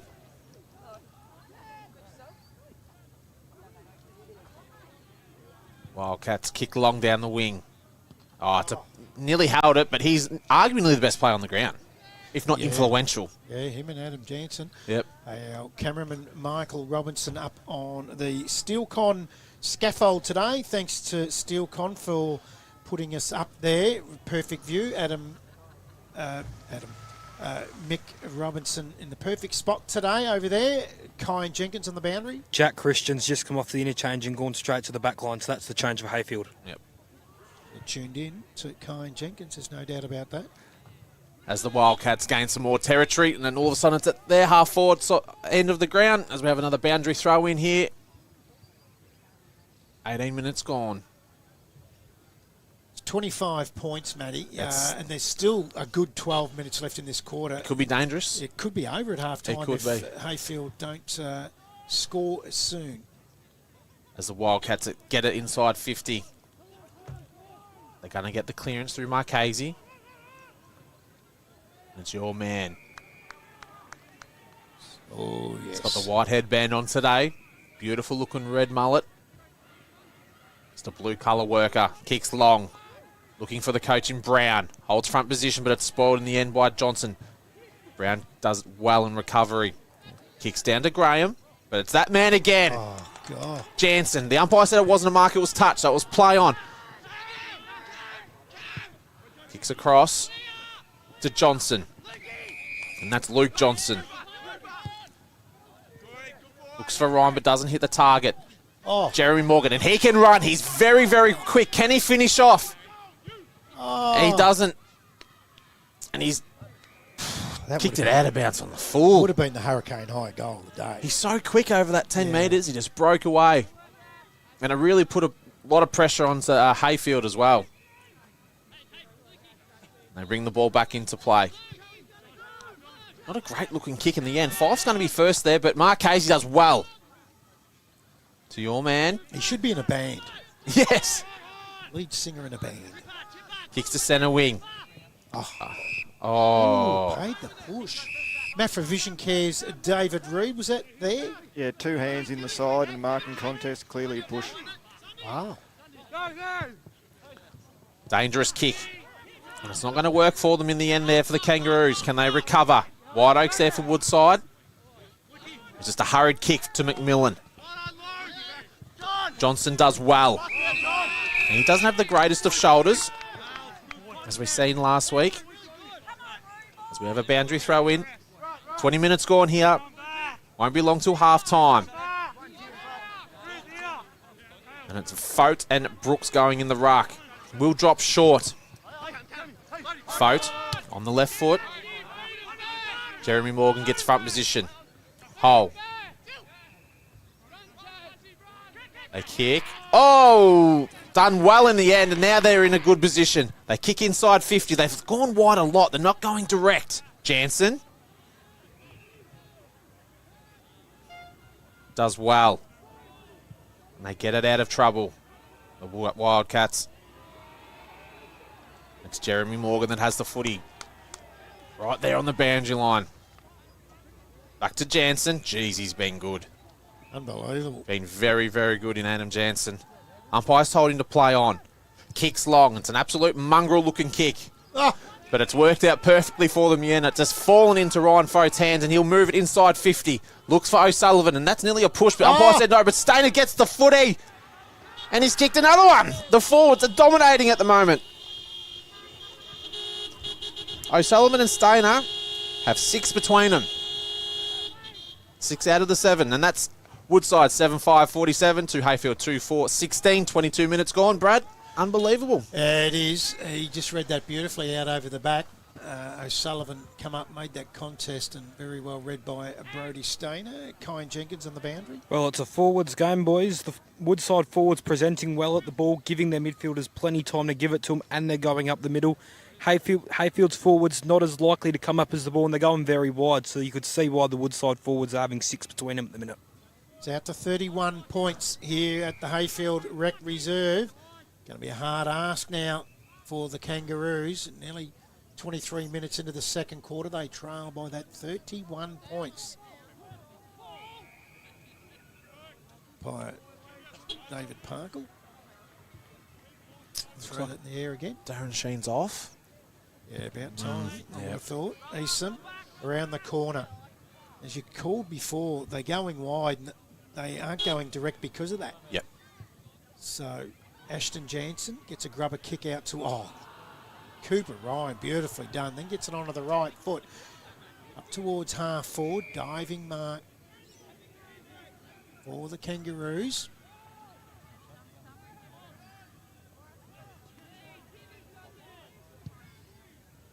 So Vandersvoort, he's going to turn straight into a turnover to Adam Jansen. Well, he's knocked up getting the footy in this first half of footy of the preliminary final. Had a super year, the young fella. Back towards O'Sullivan, who's at the back of the pack. Fist away, goes out the boundary line, right next to the Heyfield coaches box where we see Sheen still grabbing that groin. So he's not comfortable. I'd be surprised now if he cools down, Matty, that we see him again. Yeah, especially with 20 minutes at half time. Yeah. Hull lays the tackle on Leeson. Get a restart. Quick kick out. Bennett into the middle. Just took his eyes off it momentarily there, King. Good enough to get back. He's been good too, Jeremy Morgan. Very good. Ball beats him out over the line, right in front of the Heyfield Social Club here. So don't forget the halftime show, thanks to our great friends Evans Petroleum. We'll have netball scores, hopefully. Netball Connect's letting us down today. Kyan Jenkins will be amongst it, so will David Reid, holding free kick here. It's going to go to Bennett for Heyfield. Lowers his eyes, hits up Mark Casey, who's up forward now. Brown won't die wondering with some moves, which is really good. Sale City 4, Heyfield 0 in the A-grade netball. It is underway. Long last. That must have been a very, very long extra time because They normally finish at half time of the seniors. it's So 3 o'clock and they've just got underway. So I blame Netball Connect. It's not their fault. The game's just started. So we have a boundary throw in inside the forward 50 now for the Heyfield team. yes, and we're into time on. Very important couple of minutes here for both teams. Can one put it away or the other one claw back? Graham here for the Kangaroos. Gives the handball off to Bennett. Quick kick. Bit of a running race it was. Snap kick. Didn't get full connection there in Stevenson. And normally at this time of the quarter, Woodside are very mature about it. They understand where they're at. Kyan, got something down there for us on the boundary? Lee Brown's not playing forward of the ball here, boys. He's currently sat in the centre square, so he's not in this contest at all. So he's shutting. He wants the quarter to shut down. As Graham Oh, he's missed it. comes in, and geez, they needed it, and it was Kyle Graham there for the Kangaroos. As they're 5 goals down here, nearly half time. Just would have been nice. Going in at half time, only 4 goals down. Mick Stockdale to bring the ball back into play. And they did it before. The transition from back to forward was super, super quick. Can they do it again? They look for Jansen again, and he's got it again. Normally moves it pretty quickly to Misson. Because I hope Adam Jansen doesn't live too far from the Crown Hotel. Marks. And it's Lambert. Sorry, Josh Morgan. Now they're just trying to kill time now. Oh. Don't flirt. Yeah. They're cute, too cute.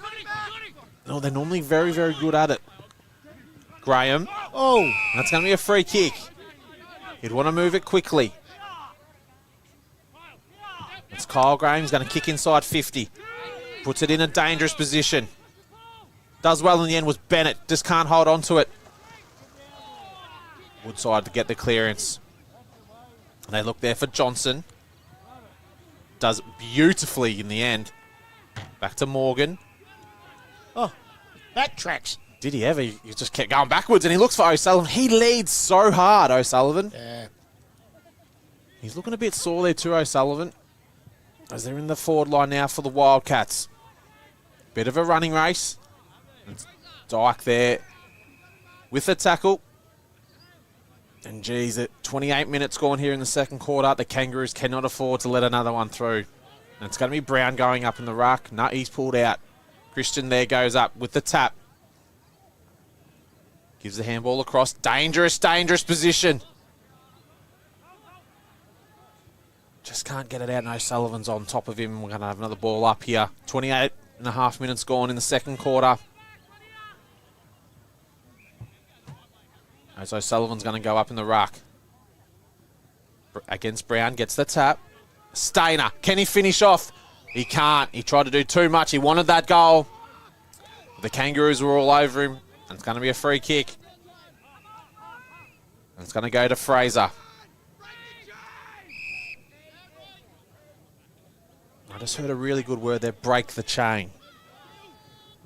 Yep. Morgan with the punch, and that was a big collision there of players. They kick back inside 50, and it's Johnson. And that's Luke Johnson, and he's going to have a shot, probably about 45 metres out. 29 minutes gone in the second quarter. This could really, really hurt here at the Kangaroos going into half-time. A real deflation as he comes in.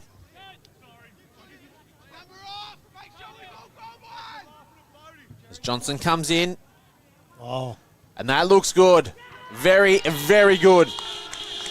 And as you're 29 minutes gone in the second quarter, that's not what Heyfield needed. And that's Woodside 8-5-53 to Heyfield 2-5-17 on your Finch Cafe scoreboard. They've kicked 6 goals, 2 now. And Heyfield have only managed the 2 behinds in this second quarter. It's been the game breaker. Kyan Jenkins on the boundary. Well, I believe the last time the Heyfield kicked a goal was with 7 minutes left in the first quarter. So it means they're getting into this quarter, it could be nearly 45 minutes without a goal in a prelim final. And they don't look like scoring one either. No. Darren Sheen going down has been a big avenue to go to. They've lost.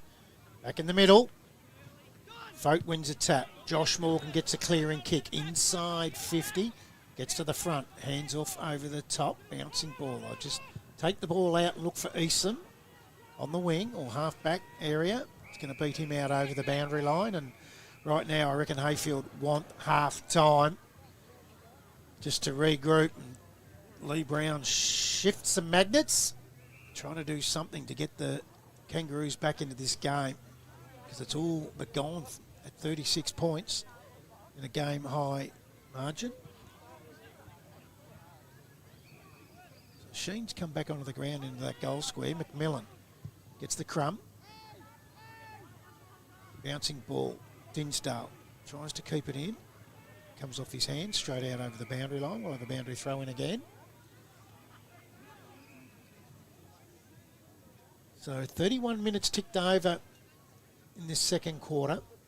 6-goal lead to the Woodside team. Reigning premiers. Do they get another crack at TTU next week? Right now it looks like they might. Pie Dave Parkle's pulled a free kick. It's going to go to Bihar, the big fella.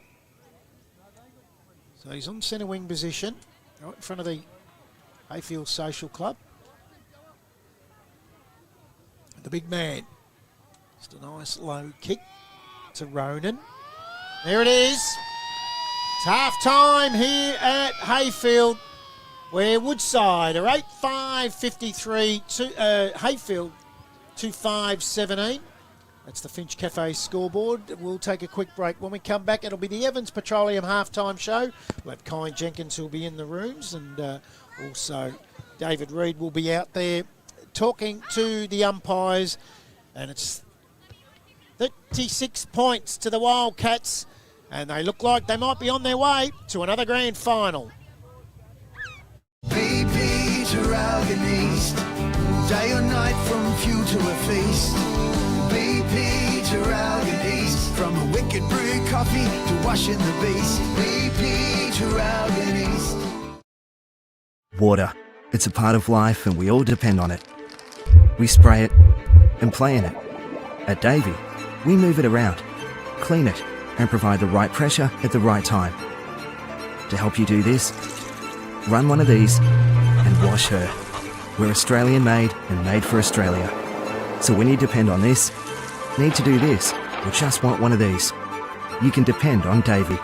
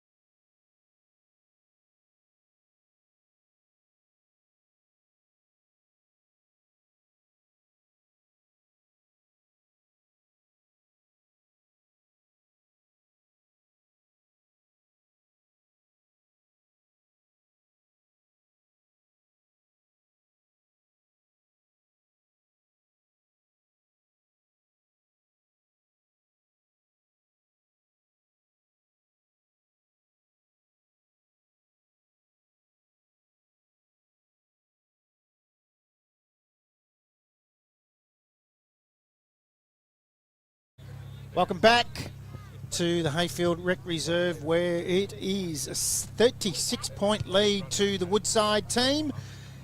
This is the Evans Petroleum halftime show. Let's cross down to the boundary to Kyan Jenkins and David Reid, thanks to Mafra Vision Care. Well, it was the polar opposite attitudes in both rooms at halftime. Woodside as calm as you like, very happy with the way they were going, very happy, very excited. Obviously, the twos getting in the grand final.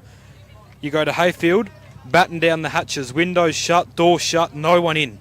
Lee Brown, I imagine, has absolutely ripped them a new one and will hopefully reinvigorate the side so they can come out in this second half and try and get something from this game. Well, Matty, one of those. No one in, no one out. David Reid? Yeah, the umpire's room was a bit like the Woodside, very relaxed, casual. All I got out of there was that Harry Davis has done 9.2 kilometres for the game so far, having a massive one. Noah Chaffee on the boundary at 6.5. And an update from the netball. I wandered over to the netball and we had a B grade extra time. That was why A grade was delayed. Yeah, C and B. Both extra time in the C and B grade netball. That is unbelievable. So that's why they're at quarter time and we're at half time. They're normally finished by now and they're at quarter time. And I can tell you that Sale City were in front to a pretty fast finishing Heyfield there to quarter time. There's no doubt about that. They were coming back 13-10. Sale City lead that one. Hey, Dave, right now, is this the sort of game that is difficult to umpire or easier than normal? No, I think this one's a pretty easy one at the moment. A lot of the play is open and fast moving, so we've been able to spot all the decisions from over here, so that means that the umpires have been able to see them easier too. So the open play, fast, big ground, it's often easier to umpire.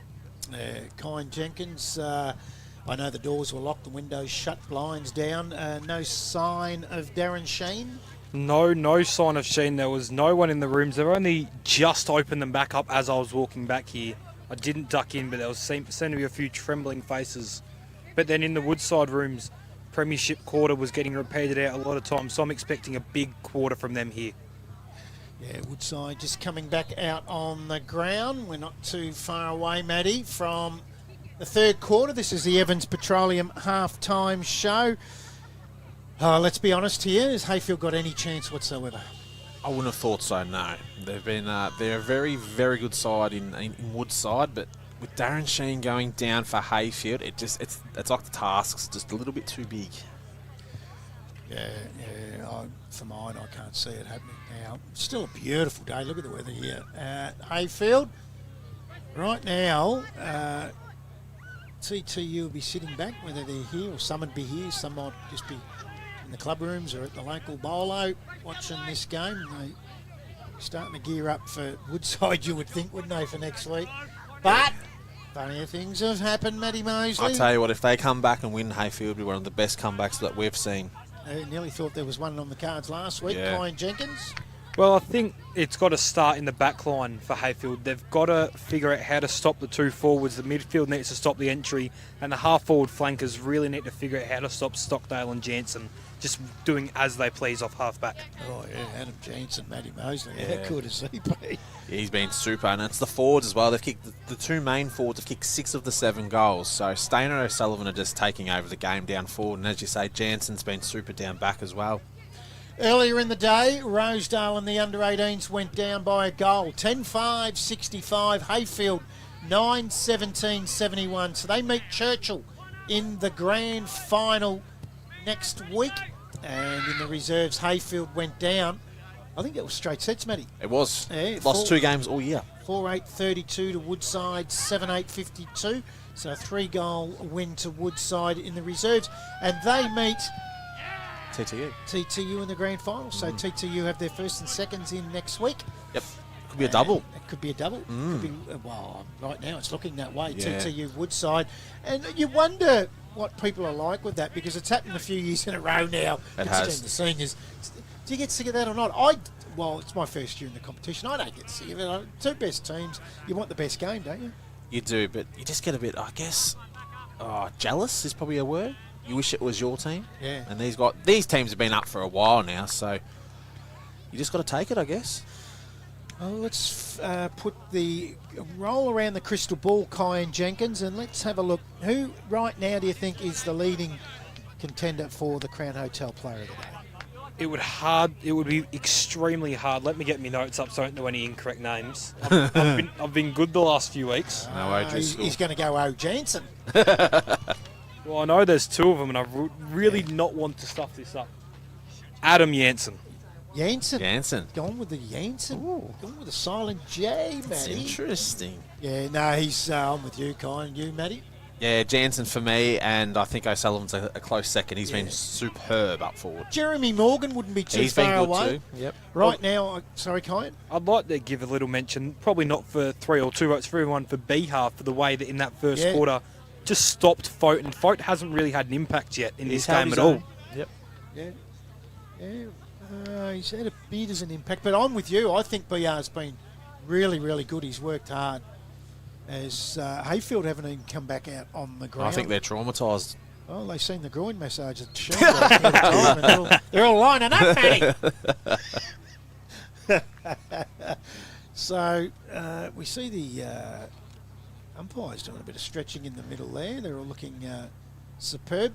They've been very good today, the umpires, again. And when you don't notice them, that's a great thing. always is, isn't it? So we're still waiting, and this is the longest Evans Petroleum halftime show we've had this year because... well, they're taking that long to get out. I expect a response. Can you hear us, David Reid, out on the boundary? I just got to ask you right now, is it who draws the short straw to run in and blow the whistle to get the next club out? Because that's not a job I'd like. No, that'll be an official from the league to bring them out. Once the umpires are on the ground, they're not allowed to leave the field of play to go and... We've just lost you there. 12-8 Sale City to Heyfield at the Netball A grade over there with Tess Maxfield and Faith Farmer. So we go again, Dave? Once the umpires are on the ground, they're not able to leave the ground to go and get the players, so that would be a league representative who will go and get them. Would that be the man in pink? How long? Yes, It's it'd be the man in watermelon, Matty. Watermelon or fuchsia or whatever you want. How long has that been changed? The umpire's not going in the rooms. It's a whistle. Probably about 10 years. Oh, they might try and do a bit of whistling up here now, but it's more an insurance issue once you're on the ground. Yeah. If something happens over in the crowd, that's an issue that we can't deal with. Yeah, no, fair enough. Fair enough. Don't go out at night either, just quietly. Go out at night. Colin Jenkins? The question I've got to ask is, do they get time to warm up, or because they were sold out, they've just got to get straight into it? Straight into it. Yeah, straight into it. Yeah, you can't be taking up any more time, but they're back out on the ground. That was the Evans Petroleum halftime show. It is Woodside by 36 points. And let's see what Lee Brown has done. Do you reckon he's changed it up?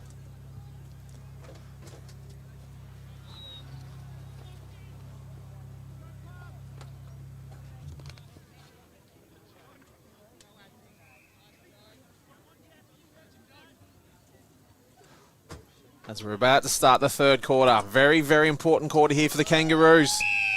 It's going to be Bihar and Fote up in the ruck. Let's see if there's a response. It's Bihar with the tap. Morgan gets the kick away. Nearly the one-hander there, but Eastern did well. Socket off the ground to White Oak. And Cooper Ryan moving quickly with a great tackle as well. But no prior. We're going to have a ball up here.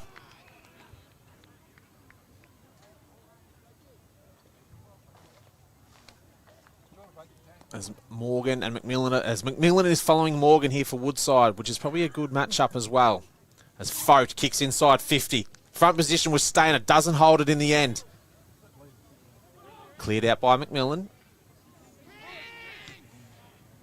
Ronan to Eastrom, to Bennett.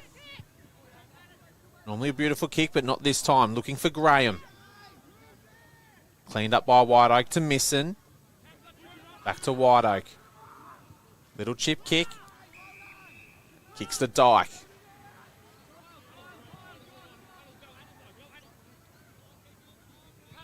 Decides to go back. And it's to Johnson. Very patient as they always are, Woodside. Darren Sheen's back on the ground as well. As they kick down the line. And it's Bihar and Fote with the contest. Bit of a scrap early. The umpire says, I'll have it, and we'll reset again. Only a minute into the third quarter, and it's a very, very important quarter here for the Kangaroos. They would want to be within 3 goals at quarter time to have a sniff. The goals are very hard to come by for them at the moment. Probably about a 40-minute drought of goals here for the Kangaroos as they throw the ball back up, and it's Fote and Bihar with the contest. Marchese. As we have another ball up here. Moving the ball quickly, and it's Fote with the tap. Not a lot happening at the moment. Just can't be clear. There's a lot of plays around the footy. And it's Bennett finally gets it out. They go for territory. Can they pick it up cleanly? And they do. They'll kick inside 50. They look for Sheen. Can't hold on to it. He can hardly move, Darren Sheen, can he? We're just watching him then off the play. No second effort. He can't move. As Johnson gets the right bounce. And he's just going to hold on to it. And it was a good tackle there by Pat Moore as they throw it up again. So no score added. 2.5 gone, third quarter. They still lead by 36 points, the Wildcats. Might have bounced off folks' bonds. He's Comes quick. out to Morgan, isn't he? Runs away from McMillan. They come at him. He's run too far. Gets around Patmar, takes a bounce, kicks towards goal, and misses to the right. When he's off, no one will catch him. Very, very quick. He just ran like McMillan was standing still in the end.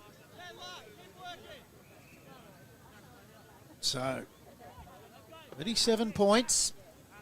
Kangaroos will bring the ball back into play, though. Look for Bennett and Christian. High ball. Rowan missing holds the front spot. Drops the mark. Goes to ground. Christian goes on top of him. By Dave Parkle comes in. Send the ball in the air again. Out over the back. Wide Oak onto the left foot. Lowers his eyes and hits up Cooper Ryan. Takes the mark in front of Isaac Wheeler. Quickly plays on. Goes for that right foot. Snap round the goal. He's got it! Cooper Ryan has his first for the afternoon. And Woodside get their ninth, 9-6-60 to Heyfield 2-5-17. 4 minutes gone. Finch Cafe scoreboard, third quarter. Have a look at that. Is that the new leader? For the Hurricane Hire goal of the day, Kyan Jenkins on the boundary. 100%, boys. I was just pulling up the run sheet to make sure it was the Hurricane Hire goal today because you're not beating that one. Jack Christian starting forward of the ball, so that's one change. Sheen starts in the goal square. Would have liked it in Lee Brown on ball for the first 10 minutes, though. Is it a waste having Lee Brown deep? Oh, what do you do? Yeah. It's like shuffling around deck chairs on the Titanic. Dyke up towards half forward. Punched away from O'Sullivan. Josh Morgan feeds it off to Fife. Goes to 50. A flying shot at goal. Misses to the left. No! It's held its line. Geez. It's another one within 30 seconds.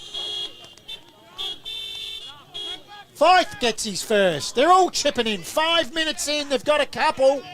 Look at that. Inside 50. He's got some toe as well. I thought that was fading away. I thought so too, yeah. And Woodside on to 10-6-66. Heyfield 2-5-17. 5 1/4 gone. Third quarter. Finch Cafe scoreboard. Matty Mosley. And it's all of a sudden it's 8 goals. It's going to make it very, very tough here for the Kangaroos. But it's got to chip away at it. It's Fote and Bihar in the ruck. One by Bihar. Dyke to Fote and Bihar with the tackle. Bihar's been superb here for the Kangaroos. Probably their best player. Done a great job here on Ryan Fote. It's going to be a free kick. It looks like it's going to go to the Kangaroos. No, it's going to go to the Wildcats. And Cam Whiteoak. He's brought himself into the game nicely. Kicks across the face. And they're going to move it quickly and Misson. Misson kicks long. He looks for O'Sullivan. Does well in the end. And they're going to have another boundary throw in. What part of the game when you go, right, I'm going to be in a grand final, you sort of just take the foot off the pedal a little bit? Well, yeah, it's hard to do. That's when you get injuries. Yeah. Because they don't want to be injured. going to a grand final. Sometimes you don't want to be 49 points in front in a preliminary final, Matty. Yeah. As Cooper Ryan comes in, can they kick another one? He does. And the Wildcats are just putting this game to bed. And it's only 6 minutes into the third quarter. And it's Woodside 11-6-72 to Heyfield 2-5-17 on your Finch Cafe scoreboard. Kyan Jenkins on the boundary. Well, I'm just keeping an eye on Lee Brownie, boys. He's not gone back to the forward line. He's gone to the bench and he's trying to work out with his coaches what more he can possibly do to keep his team in this game. And then to answer your question before, I don't think they take the foot off the pedal at all, Woodside. I think you've got to keep going at match pace momentum here and continue the flow. And if they can kick more goals, especially in the last quarter, continue that momentum for next week. It'll give them real belief before that first bounce. Yeah, it's a juggling act. There's no doubt about it. It's a mental game. Oh, Just as a player. It is. It certainly is. Fote and Brooks. Comes out to McMillan. Here we go. Kangaroos go inside 50 for the first time in the third. Oh, Just missing again. Gets a big fist to it that time. It's Rowan. Sheen. Holds the front spot. Just got his boot to it, so no free kick. Trickles out. Forward pocket for the Kangaroos. They trail by 55 points. We're only 8 minutes into this third. Being clinical, the Wildcats. Oh, Fote! Beautifully done. Then gets the ball to boot. Bounces over Morgan's head. Well chopped off by Fraser. Handball over the top. Dyke being good. Feeds it off to Lukey Johnson. Cooper Ryan. Who's having just a real purple Won't patch catch him. inside. 2 bounces. He's going to go for his third within 5 minutes. Oh. He's gone too far and he kicked the goal. Oh. Harry Davis, no sense of adventure. It did run a long way, though, didn't he, Oh, that third time after the bounce? Certainly did. So, Cale Hole will take... Been calling him Kai all year. It's Cale. Cale Hole will take the free kick. Gee, that would have set the crowd alight. 3 within 5 minutes. Yeah. Well, in 3 minutes, really. Hole. Graham. Up towards half forward. Woodland has it punched away from him. Morgan feeds it back. Wide oak. Gives it off. Ooh, slung to the ground. Going to get a free kick here. Oh, no advantage. It's going to come back to Lee Stockdale at centre half forward. Ever seen a water boy give a boundary rider water? He didn't, did he? He did. Oh, I'm tipping Kyle asked for it. He did. Did he? Working hard down there on the boundary, Kyle. Need the water? I've run out of water, boys. I'm 2.5 bottles deep, and he sorted us out last week, that fella. So no hesitation to ask again as Woodside get another free kick inside 50. It'll be Stainer.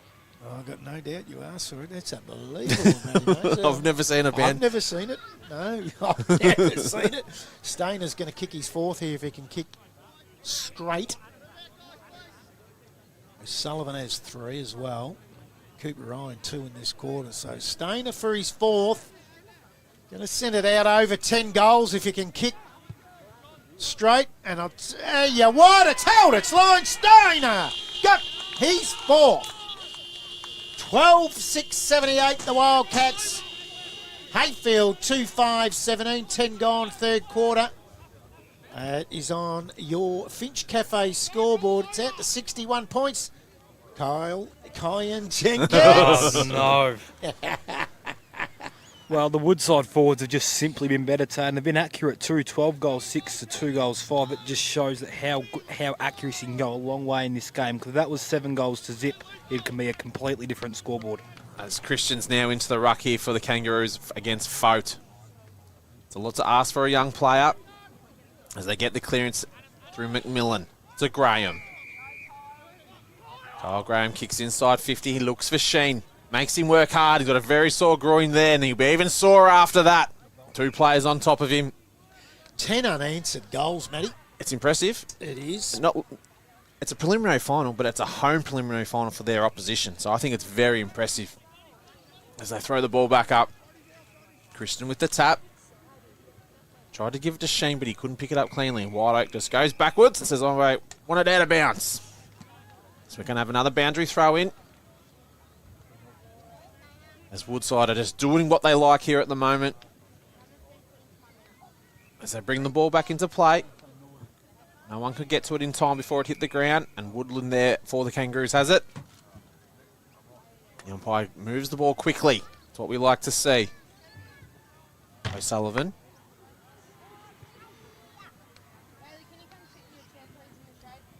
Cooper tried to pick it up, but just had a terrible bounce, and it's gone out of bounds. They're about to throw it back in as we're 12 minutes gone here in the third quarter. There's just not a lot Heyfield can get right at the moment. They've lost their champion full forward to an injury. He's trying to hang out there. Is this one of the last times we'll see Darren Sheen play? As they've kicked to him right now, just can't get to it in time. Graham does well. That's Tyson Graham. Well, there's a close one over on the netball courts. What do we Matty got? in the A grade. Sale City 20, Heyfield 19. Ooh. So if you like your netball, tune in to Tess Maxfield and Faith Farmer. As Woodside get the tap, but it's straight back to the Kangaroos. He goes for goal. It's gone across the face. And they need goals, not behinds. It's going to be Mick Stockdale to bring the ball back into play here for the Wildcats. It's a very, very comfortable position to be in if you're Woodside. You're up by 10 goals, and they've kicked to Jansen. Kicks across. It's always a good thing when you kick to the coach, and it's Johnson. Just has a little bit of a trot. You get onto that left foot. Kicks to Misson. What a story this has been. He didn't play in the grand final last year to a workplace accident. He might get himself an opportunity to play in one next week. Calls a mean bingo, Dan Nisson. Yes, he does. We've seen him on social media a lot. Lotto. Yes. It was Cooper Ryan with the kick, but it wasn't a good one in the end. They've turned it over. Little chip kick. Had a nice little win on the Lotto during the week. Yeah, I know. Wasn't 80 million, though. I told the missus that and she couldn't believe it. Did she? Yeah, she's like, unbelievable, Brad. Oh. Eastern. You want to kick it quickly, and he does. They look for Sheen, but there's 2 on 1. It's Mick Stockdale that just cleans up. To Johnson. Doesn't know where to go, and he looks for King. And that is an absolute beautiful kick. They never panic. Yep, it was just a well-weighted kick, and that's exactly right. They didn't panic. Our man Tommy King, Gippsland Sports Stream Live's own Tommy King. Yes, he wanted a bit of love earlier on in the year, didn't he? Thought he wasn't getting enough. That's it, no more. Yep. Thanks for coming. Looks for Fote. Ryan's there for the Wildcats, and so is Stockdale. Kicks inside forward 50 to Stainer, and that's a beautiful kick. Just couldn't hold on to it in the end, but it's well roved there by Dyke. Can he get the right bounce? He does, and he's going to run into an open goal. And Matty Dyke's going to kick his first for the afternoon. And that brings the score to 13-6, 84 to Heyfield 2-6, 18 on your Finch Cafe scoreboard. Kyan Jenkins on the boundary. Well, I'm just keeping an eye on the Heyfield forward line. Lee Brown's just pondering whether to go in the middle, and I can't see Sheen. He was very frustrated after the last. I can just see him walking to the bench now. Very frustrated after that last passage of play. Felt like he should have got that ball a lot earlier. You're kicking to him, you can't kick it on his head because he doesn't have the movement to jump up and grab it. It's got to be right in front of him where he can put his hands out and either draw the free kick for the top of the arms or take it out. It's now out to 11 unanswered goals, Matty. Back in the middle, wide open. Wins the crumb, feeds it out. Really well collected by Leeson into the side today. Not a great handball. Gets it back though, does well. Marchese lays the tackle, wide open. Stockdale, Jansen. Oh, beautiful kick. Yeah, well set up to Misson. It's Rowan. Oh, sells a little bit of Stop candy it! while you're selling it. It's right in front of Kyan. He wants some. Up towards half forward. Good punch from Hole. Gets to the front. Vandersvoort takes it away for the Kangaroos. Tackled as he kicks it by Ryan. Morgan drops it. Rowan Misson feeds it off to Adam Jansen. Right foot check side inside to Stainer. Stainer takes the mark. 40 out. O'Sullivan wants it. Stainer says, no. I'm in within range. A 5 is a bag. Didn't you know that? So, Brody Stainer will go back and he'll shoot for 5, and we know he's a beautiful kick for goal, man. Yes, he normally is a beautiful kick, but we've put the Moz on him now. So hopefully we haven't put him off. Dana That's a lovely sits kick. it up straight over the head of the umpire. He gets his fifth and he's now in contention with the Crown Hotel Player of the Day. As soon as you get 5, Matty, you know You're you're in a contention. chance. That's exactly right. 2 for this quarter. Unbelievable. Kyle Jenkins on the boundary. Well, I think it'd be stiff to not give it to Adam Jansen. If it wasn't for him, Stainer wouldn't have a fair few of his. I was getting it off halfback. I just would like to see Heyfield continue iterating. That's Lee Brown into the middle now with Bihar. So I'd just like to continue seeing them trying new things and just get a few more goals on the board to make it a more respectable margin. Just want to, thanks to Mafra Vision Care, cross down to David. Are umpires really now watchful of anything untoward happening in a game like this?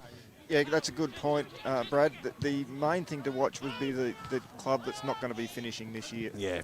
That are done, whether someone goes out with a bang or just loses their care Yeah. on the ground. That's what you've got to watch out for. Yeah. A lot of frustration. Yeah. Johnson's going to get a crack at it. How was the kick from Cooper Ryan then to Luke Johnson? He's had a good third quarter, Cooper Ryan. Look at that on replay. Look at that. Was weighted perfectly. Yep. Their skills are very, very good, Woodside. As Johnson's coming in. This could make it a massive margin here. As Johnson coming in. Normally a good kick himself. But he's kicked across the face and it's going to be behind. They missed a few early, but gee, they've been pretty dead eye, haven't they? Yeah, well, Heyfield dominated that first quarter, really. 12 unanswered goals in a preliminary final. Unheard of. Yep. Out to 73 points, Matty. Yep. As Fraser kicks it inside. And they mark. There's a lot of one-on-ones down the ground. So there's not a lot of free plays for Heyfield, so they have to go backwards. And they've nearly turned it over. Hopefully it doesn't go out of bounds for them. They do well in the end, but you can see them turning it over here. The pressure's looking good here for Woodside, but they clear it.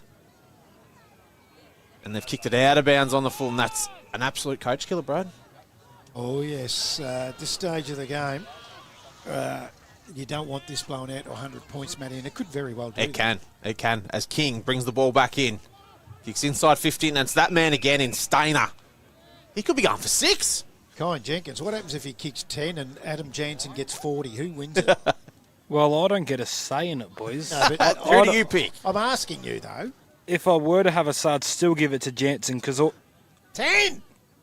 10! if he gets 13, he might be in with a shout. As Stainer comes in and he kicks. Oh, That's another behind there.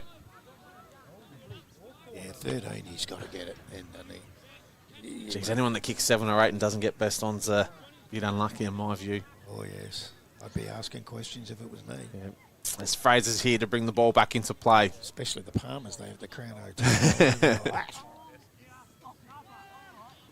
He plays on it and he kicks. He's looking for Bennett, but it's Morgan there. But he does his beautiful body work there with Bennett, and he'll get onto that left foot. And he kicks, and that's a lovely kick. He marks in front of Jansen. Looks for Woodland, but it's a great spoil in the end there. They're going to run it out of bounds. Oh, yeah, Woodland wanted to give you a touch there. Kyan? I was going to take it too, boys. I wanted a touch of the footy. Ball back into play. It's Bihar going up against Misson. Uses the body well. In the end was Bihar. Woodland Did well, didn't he? He did well in the end. He could have got front on contact. Yeah, he did very well not to make that front on contact to Stevenson. Yeah. There's Bihar going up in the ruck against Misson. Bihar grabs the ball and kicks it inside 50. That's Stevens, sorry, not Stevenson. They're both wearing 20. One's Stevenson They are, aren't they? and One for- Stevens is Yeah. 20. It does get confusing. This one's Stevens. And he looks for Rowe Misson. And he's worked himself into the game nicely as well. Just a very honest player. He'll kick down the line. And he looks there for Johnson, and Fife's there as well. Wide oak. Now Fife can run. Good luck trying to catch him, and he's got another fast player next to him in Cooper Ryan. Little chip kick to O'Sullivan. And jeez, Cooper Ryan I think was he just running past. burnt him. Oh, jeepers. But then again, this man's such a good kid. Yeah. Their wings and half forwards, I've really noticed today in dry weather, how quick they really are. It's a different ground, the old Churchill ground to the smaller grounds too. It is, isn't it's a next big ground. week? That TTU Woodside game, I know I'm going early, but they are 74 points in front. Yep. As O'Sullivan's coming in, he's going for his fourth.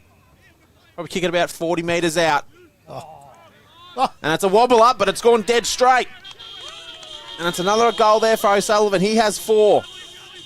Even his wobblers go through. Yeah, he doesn't miss this, man. Nothing like a wobbler going through. Yes, and that brings the scoreboard to Woodside 15-8-98 to Heyfield 2-6-18 on your Finch Cafe scoreboard. 22 minutes gone. Kyan Jenkins on the boundary. Well, I was critical of Heyfield doing this last week. No one on the line for shots. That ball could not have passed the line by more than 5 metres. Any tall person on the line touches that. I know it doesn't mean much in the context of that game, but it's footy principles. 80-point lead, 13 unanswered goals to the Wildcats. It has been an absolute clinic from them since quarter time when it was all tied up. Hole. Gang tackled by Josh Morgan and Rowan Misson. A couple of sets of brothers. And there's 6 on the side. Bihar wins the tap out the back. Lee Stockdale, just a little grubber, will take it high. Free kick will go to the Kangaroos here. He's tried hard all day, Marchese. He always does. Been a bit quiet, though, Oh, for yeah. his standard. Yeah. It's a very high standard. Hard to get the footy in your hands because Yeah. the Wildcats have just had Dominated. it on their own all day. So he's going to go for the big one to Sheen. High ball. Punched away from him. Ball comes to the front of the pack. Ashton Jansen feeds it off to Stockdale. Runs, bounces, gives it over the top to Dyke. He takes a bounce. Dyke, geez, he's quick. Oh, he's turned over the handball. Luxor-Fortune, the bounce favoured Leeson. He couldn't collect it, though. Oh! Big collision between Marchese and Josh Morgan. There's Jeremy Morgan. Wins it in front of Tyson Graham. Marchese still down on the ground. Finds the Oh, man no, at the he's moment. quick. Dyke off to Jeremy Morgan. Lays Oh, it up clinic. to Stainer. Stainer's going to get a shot from 45 directly in front. What a game of footy they have played, the Wildcats, Matty. It's the little fellas. They're breaking the lines, and Heyfield cannot keep up with it. It's your Jeremy Morgans, it's your White Oaks, it's your Cooper Ryans. You just can't keep up with them. You can tell the midfielders are not being retarded as they got the footy because every player's having a shot from directly in front. Yep, they're in that V. Yep, and there it is again. Stainer for his 6th. Straight out of the umpire's hat because the midfield's putting them there. 16-8, 104, 2-6-18 Heyfield. 24 gone third quarter, Finch Cafe scoreboard. Stainer now has 6. He has 3 for this quarter. Kyan Jenkins on the boundary. Darren Sheen's back onto the ground, boys. He's not the deepest forward. He'll sit about 25-38, I think. Well, unbelievable. So, 84 points, Matty. You did say off air, this could really blow out. It could. 14 unanswered goals. It's just, they have been unbelievable since quarter time. Folk wins the tap. Gets out the back towards Christian. Does well. Taps it out looking for a teammate there. Is that McMillan? No, it's Ronan. He's going to get a free kick here by Jimmy Sutton. Paid the free kick to Caleb Ronan.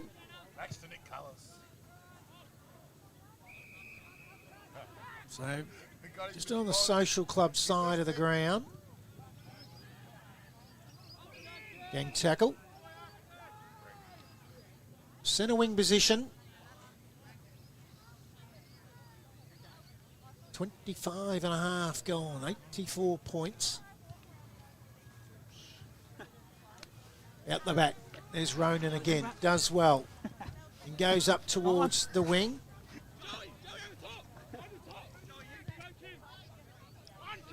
Here go the Wildcats again. Over the top. King.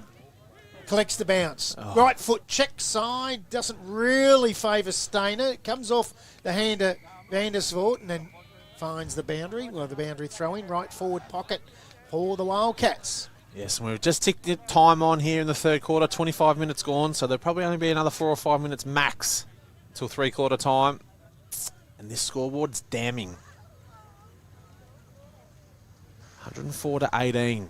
Who would have thought these two sides finished second and third on the ladder? And that's Folk with out of bounds on the full. It's going to be Vandersvoort to bring the ball back into play. Let's remember they only beat them by a couple of goals a couple of weeks ago. Yep. And they've come on their home deck today, and it hasn't bothered them one bit. So they bring the ball back into play. Fraser doesn't know where to go. In the end, the tackle was absolutely superb, and it was King. They just looked too quick. Absolutely. And it's Tom King to bring the ball back inside 50. Looks for Dyke. Umpire said it wasn't 15. Matty Dyke will not be happy with that. So we have a ball up here. 27 minutes gone in the third.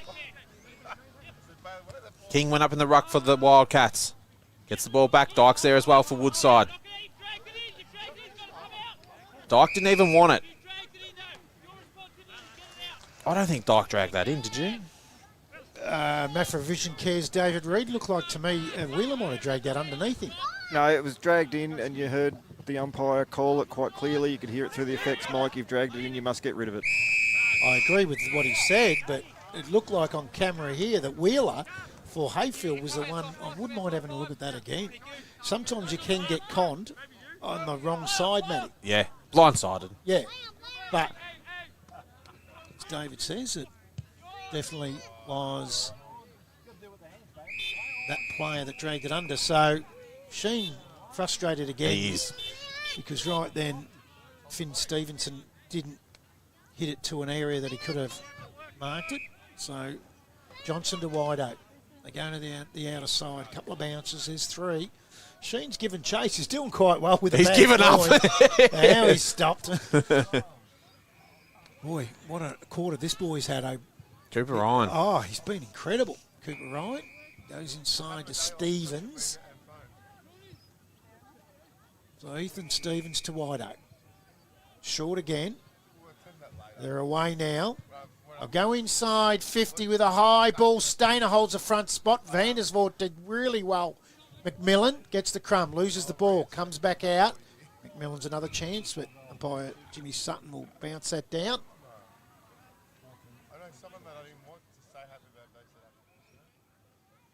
Just got to turn that effects mic down because they're about 15 cans thick now. They get a little bit louder when that happens, Matty. As they always do. I expect it no different next week at the grand final as well. Stockdale in the middle of the ground for the Wildcats. Goes inside, has too much on it. Over the back, nice hands out. Stainer wants his seventh. He feeds it back to Jeremy Morgan. McMillan gives chase. I reckon he's sick of chasing him. Gates around onto the right foot. Has that got enough on it? Oh, he's got a hand on that Vandersvoort, so just the behind for the Wildcats. As Marchese's about to bring the ball back into play. 29 and a half minutes gone here in the third quarter. Wouldn't be a lot left in the third quarter. Plays on and he'll kick long. Stockdale was a bit too small for that one. Definitely height was not on his side. And they look inside and they're going to turn the ball over. And it's that man again. He's had a good third quarter in King to White Oak. And he'll chip it over the side to Stockdale. Very high up on the ground is Michael Stockdale. Normally a lovely kick. And as I've said it, he's turned the footy over. We're going to get the clearance here in the Kangaroos. Just can't. It's the pressure of the Wildcats. Fife with another superb tackle. Back to King. Looks for White Oak. To Eastrom. They're just bopping it around. And it's Jeremy Morgan has the sit. Just can't hold on into the end. And they're going to get it into Graham. Just a one-hander. Stevens. He was looking there for Rowe missing, but it just wasn't clean enough. They hold on to it. As we're 30 minutes gone here in the third quarter, and it's all the Wildcats. They've been simply superb here, especially in the third quarter. Missing with a tap. Marchese kicks long. Darren Sheen. Just too big, too strong. Great mark. It was good one-on-one mark. Big chance at breaking this now. There are 14 unanswered goals here. And Sheen limps to his spot here, Matty. Yeah. Like, good on him from staying out there, but he definitely did that groin early in the game. As Sheen comes in. Kicks his first, and you could hear a pin drop there. Yes. And that's a home preliminary final. Yes. Colin Jenkins on the boundary. What was it, the 7-minute mark of the first quarter? You said their last goal they kicked? Play HQ's got it as 7:24 left in the last quarter, but they don't okay. They don't do time on, so it's At the 18-minute mark. roughly 17, 18-minute mark of that first quarter. So it's a half a footy. That's his second, Darren Sheen, actually. Yep. Yeah, I didn't realise he got won the first. Yeah. Yep. Well, so they've got it back a little bit. There you go, by 6 points. So ball back in the middle. Bounce eludes Josh Morgan, goes in after it. Ronan lays the tackle. Let's have a quick look at the netball over on the A-grade courts. 32 Sale City, 27 Heyfield. So 5 points in the big game over there. Wouldn't have long to go, I would have thought.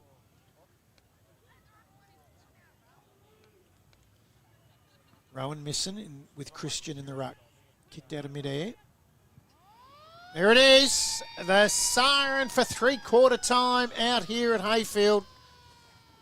And Woodside 16-9-105. Heyfield 3-6-24. Monumental task in the last quarter. They'll just be trying to save a little bit of face and finish off their season, you would imagine. We'll be back here shortly for the big last quarter. Kyan Jenkins and David Reid will be out on the boundary and they'll get what they can get. It is the Woodside Wildcats by a lot. BP to Ralgan East, day or night from few to a feast. BP to Ralgan East, from a wicked brew coffee to washing the beast. BP to Ralgan East. Water. It's a part of life and we all depend on it. We spray it and play in it. At Davey, we move it around, clean it, and provide the right pressure at the right time. To help you do this, run one of these and wash her. We're Australian made and made for Australia. So when you depend on this, need to do this, or just want one of these, you can depend on Davey.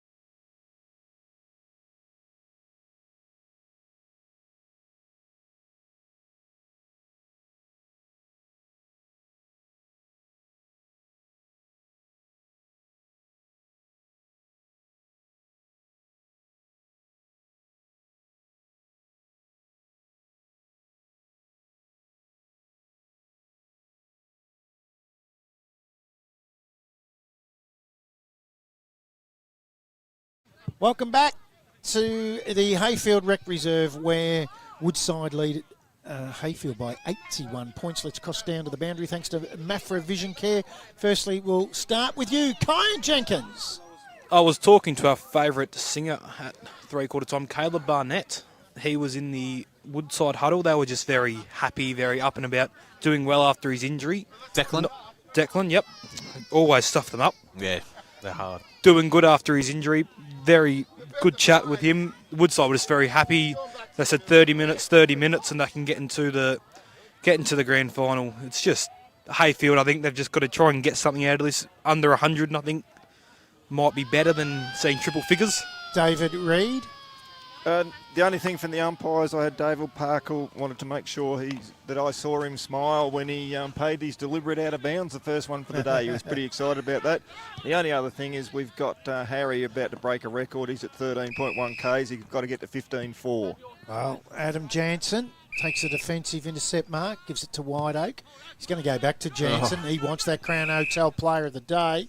And you've got it at the moment, son, unless Stainer kicks 3 in the last. Lowers his eyes and hits up. Geez, I've liked him forward, Lukey Johnson. Onto the right foot, looks for O'Sullivan. Bouncing ball, gets out the back. Oh, goes through the legs of Andersvork, goes back in under it. Underneath. And then umpire Jimmy Sutton comes in. He'll bounce the ball. So about 35 around from the Woodside goal. They enjoy an 81-point lead and into a grand final next week at Gaskin Park, Churchill against TTU, who defeated Woodside last week by 5 points. King toe pokes it out. Oh, good hands from Josh Morgan to White Oak. Left foot round the corner. Oh, Stainer's got one already! Look out! Woodside, 17-9, 111.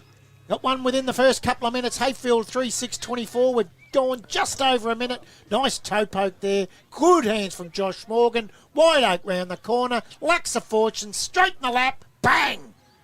That's his 7th goal. Kyan Jenkins on the boundary. I hope you boys are keeping count there. You might have missed one. I don't know, Brad. Your hair could get in the eyes there. What's that? Your hair could get in your eyes keeping count there. Make sure he gets 10 today. It's just been the midfield for Woodside. They've been on top all day. That confused me. It confused me too. Thought it might have. As Marchese gets the clearance here for Heyfield. Just can't pick it up cleanly. Hairs in my eyes. In my eyebrows. As we have a ball up here. Johnson there on the bottom of the pack. And it's Woodside just been so dominant all day. Kyan Jenkins having a conversation again, straight into the effects mic down there. As they get the clearance again. Do they get the right bounce? It's O'Sullivan with the tap. He looks for Stainer, but he can't get him. And they're going to get the clearance. And they mark the Cale hole, and he'll go to the other side of the ground. Better build up. Can they hit the target? And they can't. And it's gone straight down to Stockdale. The last person you'll want to Fife was spoiled. They look inside the middle. They look for White Oak, and they've turned the ball over, and it's gone to McMillan. Plenty of space here. He can run in and kick a goal if he wants. Kicks long. Got it. And he has. And that's a great finish there. And they needed it badly. They've kicked 2 goals there. And it was Stevenson. Finn Stevenson. Great finish. And gosh, it's got really quiet here for a team that's got a home preliminary final. It's 79, 111 to Heyfield 4-6-30. 3 minutes gone on your Finch Cafe scoreboard. It did look for a while that they weren't going to kick one at all, but Nah. it's good to see they got 2. Kyan Jenkins on the boundary. I'm just trying to see if I can see Lee Brown out in the ground. I think he might be in the back line, the long sleeves. I just can't see him anywhere at the moment. Yeah, he's there. Look to your right. On centre Johnson. halfback. Yep, Yep. I think he's just now just moving the magnets around just to see Christian in the ruck, obviously, to see what he can get for next year. As they get the clearance again, the Heyfield. Kicks long. And they've done a lot of this today. They have not kicked direct. They've kicked wide. And they've got the footy here, and it's Eastrom. Just couldn't pick it up. And it's going to be the Wildcats. Jansen tries to get the mark there in Morgan. But they've cleared it again. Dykes in the midfield, in the middle here. Will he get the bounce? No, he does not. Does well in the end, and it's King. Gives the handball across to Stockdale. Normally a beautiful user, and that is no exception. Straight to Stainer. Gives it off back to Stockdale, and he'll kick it straight down to O'Sullivan, and that's a chop of the arms. And he's going to have another set shot at goal, and he'll be going for his 5th. What a forward duo this has been today. Gives the handball off. Goes to Stockdale, and that's a terrible hand pass. Could have been a free kick, but umpire said no. It's getting a little bit cute here, the Wildcats. There was no need for it. O'Sullivan was in range to King. Kicks inside 50. It's going to be the Kangaroos at mark. He kicks long. To Hull. Spoiled. To Graham. Stevens. Gets a terrible bounce. And that man Jansen, he's absolutely been superb today. Ooh. And does a great tackle as well, but it's going to be a high one. Just gives him a little bit of time. Sale City 37 won their way through to an A-grade netball grand final at Churchill next week. They defeated Heyfield 32. As Woodland, beautiful kick into Graham. Not a great day for Heyfield, No. although they did win the kids' game. Lost the reserves. Good comeback in the 18s it was. Unbelievable. 2 goals in the last sort of 1 or 2 minutes of the game. In for a ripping under-18 grand final. We will We'll be calling. live streaming and calling that one. Yep. As Graham comes in. It's gone across the face. Distance was not a problem, but it's another behind. And the stings really come out of this game now. If you're a Woodside player, you just want to get through. No injuries. As Jansen's going to bring the ball back into play here for the Wildcats. Cars are starting to go now, Matty. Yeah, they've been going since 3/4 time. Beat the Kangaroos home. Yes. The real Kangaroos. The real hopping Kangaroos. ones. Big ones. As Jansen brings the ball back into play. Just has 2 casual bounces. To Johnson. Back to Jeremy Morgan. Had a great game as well. Really used his pace. And they'll just take a bit of time off the clock. Oh, and that was a good mark in the end, Von Jansen. He knew what was coming. And he's been told to go back by his team. To Johnson again. I don't mind playing this style of footy to Stockdale. We see it a lot in the times we've seen them this year. Just taking time off the clock. Foot skills are beautiful normally. To Johnson. It just makes the opposition very frustrated. And they've pulled the trigger. And Cooper Ryan has a paddock. Good luck trying to catch him. He'll kick inside 50. Lowers the eyes again. His second half has been unbelievable. As good as anyone's. Yep. And it's King.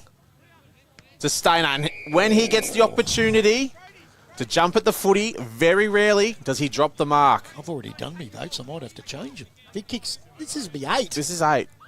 If he kicks it, he's normally a lovely kick. We just got to get that. We've got to get that cleared from Kyan down on the boundary. Kyan Jenkins. Is 8 enough? Oh, that was a show when I was a kid. Eight is enough. I don't think so. Jeez. Oh, wow. Is he coming in? Kick just inside 50. He's gone to the right. He wanted a bit of extra distance, and that has come around absolutely beautiful. And that's Stainer's 8th. He's 8th, all right. I tell you, I might have to change my votes. I had him at number 2. I've already done them. You can't do that. It's been a long day. Kyan Jenkins on the boundary. Is that what you were doing at three-quarter time? I thought you were having a sip of your second hazelnut latte for the day and you were doing your votes. No, I just did them then. Well, Matty was commentating. There was a break in play. I've just done me 3, 2, and 1. But Are you willing to reveal said 3, 2, 1? not right now. I'm not because There's still 20 minutes to go. Yeah, if I'll tell you what, I'll be changing it if Stainer gets another 2. Don't worry about that. 10 to lay down Massaro.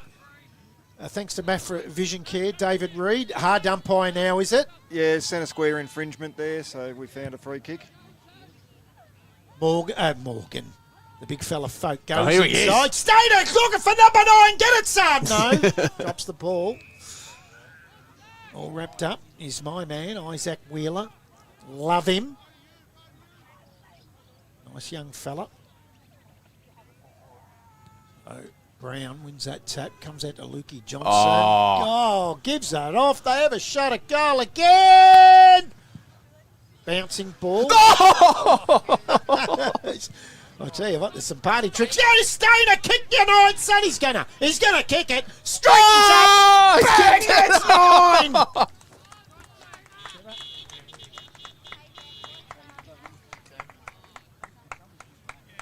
Wow.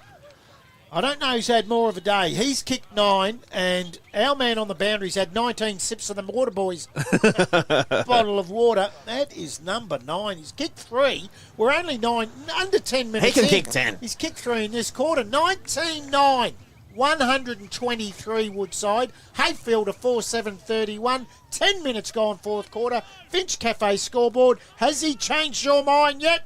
Kyan Jenkins. Nope. Unbelievable. Wow. He's going to get 10.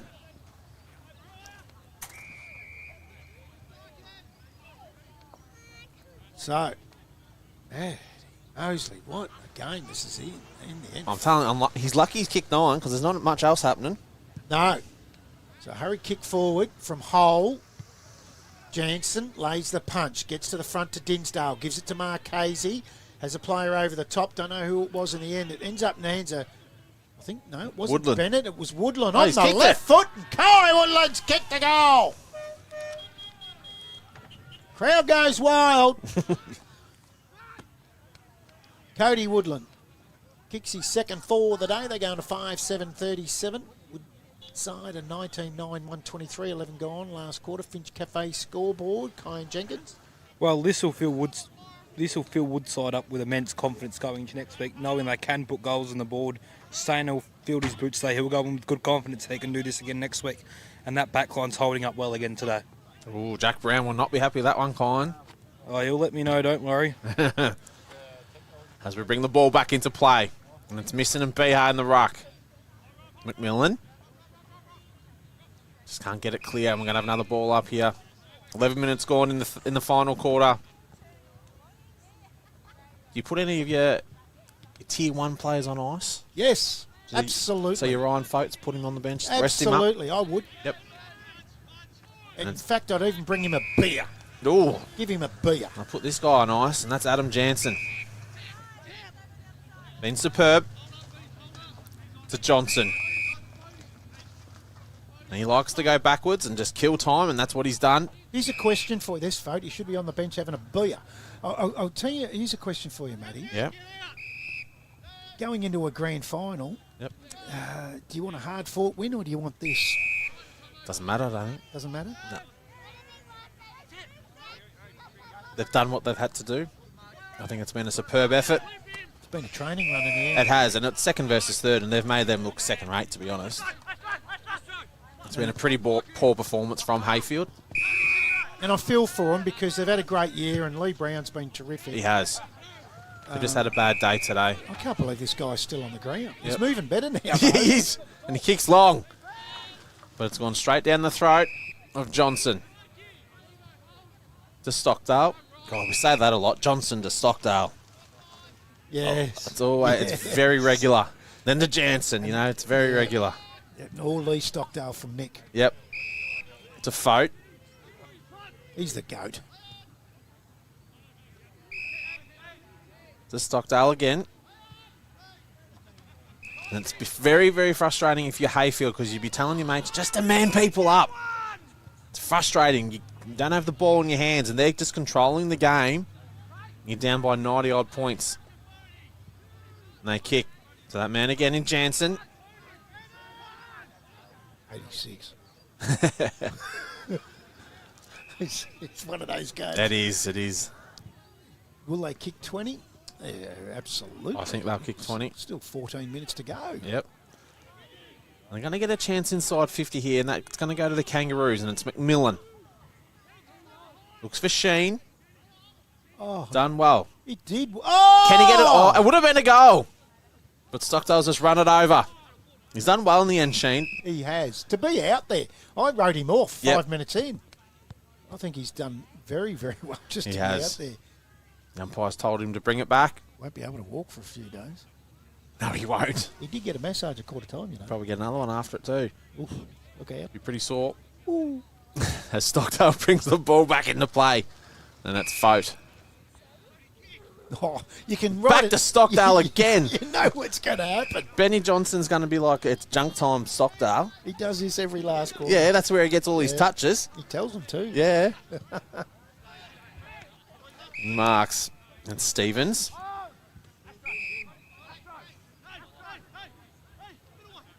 Probably go back to Stockdale too. I liked his game again today, Ashton Jansen. Yeah. Jansen. Back to Fote. Remember back in the 80s and 90s, there was the Hanson brothers, the singers. They were Oh, God. they were lip syncing. These two, Jansons. They're brilliant. Marks. The Stevens. No lip syncing here. They're just killing time. Look it up. Google it, you people. Are you watching this? not a- Hanson brothers. Not a great spectacle at the moment. A lot of brothers. There's another brother. There's a lot of them, and it's Rowe missing. He hasn't gone missing today. No, not He's missing today. Been brilliant. Another little chip kick, and he'll look for Matt Dyke. And that was a chop of the arms from Ronan, and it's going to be a free kick. Ronan Keating. Yeah, your man. You want a song? No, thank you. Plays on to junk time, Stockdale. To missing. Junk guy.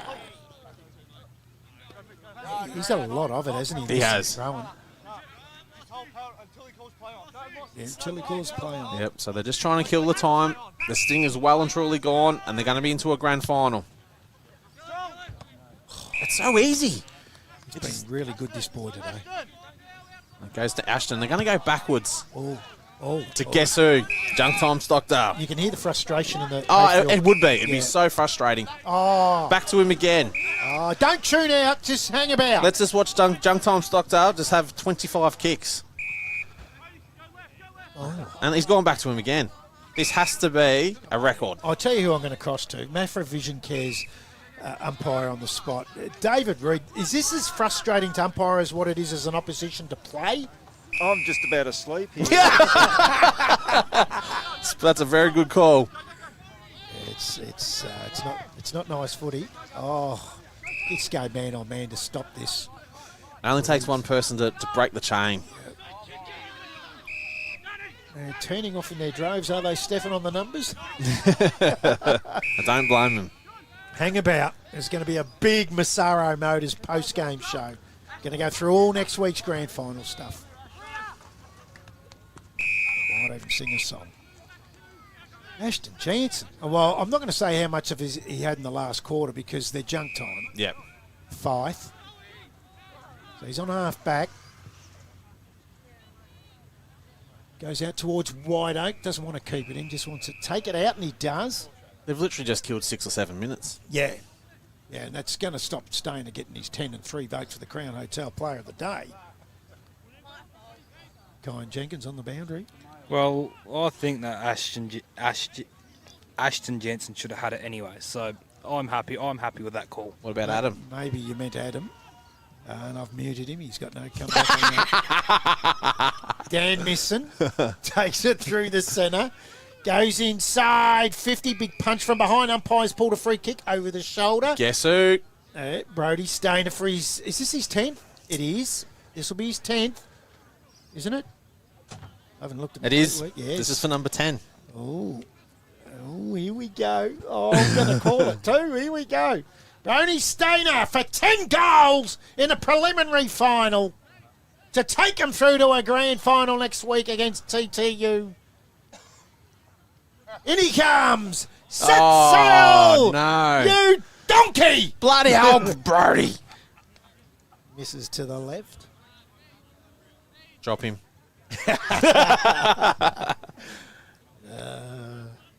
Back at 86 points. Lee Brown will bring the ball back into play. Big thumping kick by the big fella. Looks for Dinsdale. Oh, Adam Jansen. I think you're home there, Kyan Jenkins. So I might have to change mine. Jansen goes inside. He was looking for that man, Stainer, but he's hit out Vandersvoort. He'll go short to Ronan Keating. What was that song? Ronan Keating? I'm not even going to say nothing. Can't remember the name of the song. Colin Jenkins, do you remember the name of that song? You're not getting anything off me without you singing, Brad. Dinsdale takes his time and goes into the middle of the ground looking for Graham. Kyle Graham takes a mark, good kick, has hole on the outside, goes to him. Now Sheen's got a lot of space in front of him, decides to go shorter. He wanted it. Now Woodland onto that left foot, sits it up. The big fella's taken the mark with one leg. He's played on. Half an arm, round the corner, he gets his third. Look, I know he's been injured, but 3 is still not a bad effort. It's been a super effort, considering He's kicked half their goals. he has. Colin Jenkins on the boundary. Well, he's gutsy effort to stay out there. Half their goals, as Matt just said. It's been a solid game from him. I just would like to see the ball use into him just a fraction better, just playing to his advantage. Look at the limp. He is struggling, the poor bugger. He'll be no good at 10 o'clock tonight. Oh, no. No. Is anyone? No, I'm asleep by then. Yeah, so am I. You're playing roadblocks, you were telling me earlier, Matty. That's at midnight. What's roadblocks? You're too old. It's a video game, isn't Yeah, it? it is. I knew it. There's an update at midnight. As they bring the ball back into the middle. Roadblocks. Go with that. I'm going to Google that while you're calling this game. It's what the young fella plays when we're here. If Stainer kicks his goes for his 10th, sing out. Oh, here he goes. Tries and get position. Stockdale there. And that's Lee Stockdale. And it's going to be a free kick to Marchese. Not a lot in that. But it's not well liked there by Marchese. He's getting stuck into Lee Stockdale. And this is exactly what we were saying earlier. The game's dead and buried, and frustration comes out. Oh, he just can't pick up. He had more time than he thought. Kicks it back inside. And it's Hull. I've Googled it. An obstruction placed across a road, especially if barricades. That's not it. As Marchese goes for the bump. He looks very frustrated as well. Stefan likes that one too. As Graham comes across. It's Woodland. Looks for Sheen, but Sheen sort of pulled out, and it's going to be Graham. He did, he pulled out. With that sore groin, he just, I'm not running any further. And it's going to be Graham coming in. Had a superb year, kicked 50 goals. Hasn't kicked one today. No, he's been quiet. As he comes in. 80-point margin. Bring it back to 74. And it's gone straight over the umpire's hat. And that's Heyfield 7th. And it's Woodside 19-10, 124 to Heyfield 7-8-50. 22 minutes gone into the last. Colin Jenkins on the boundary. Well, there's some positive signs for Heyfield going to next year already. You can see the versatility of Jack Christian on show. Darren Sheen, hopefully a whole year for him next year. Then the emergence of Kyle Graham kicking 50-plus goals this year. He's been a very good third option, second option as well. Even first when the two big boys aren't playing. Is this the last time we'll see Lee Brown playing? For a man in his 40s? Yeah, I would think so. I would think so. And what a super player, coach, and The community of Heyfield. model. Yeah. Back in the middle, Stevenson's in there now. Stevens for Woodside. Here he goes, Cooper Ryan onto the right foot with that pace forward, bouncing ball, and going to go through for a behind to the Wildcats.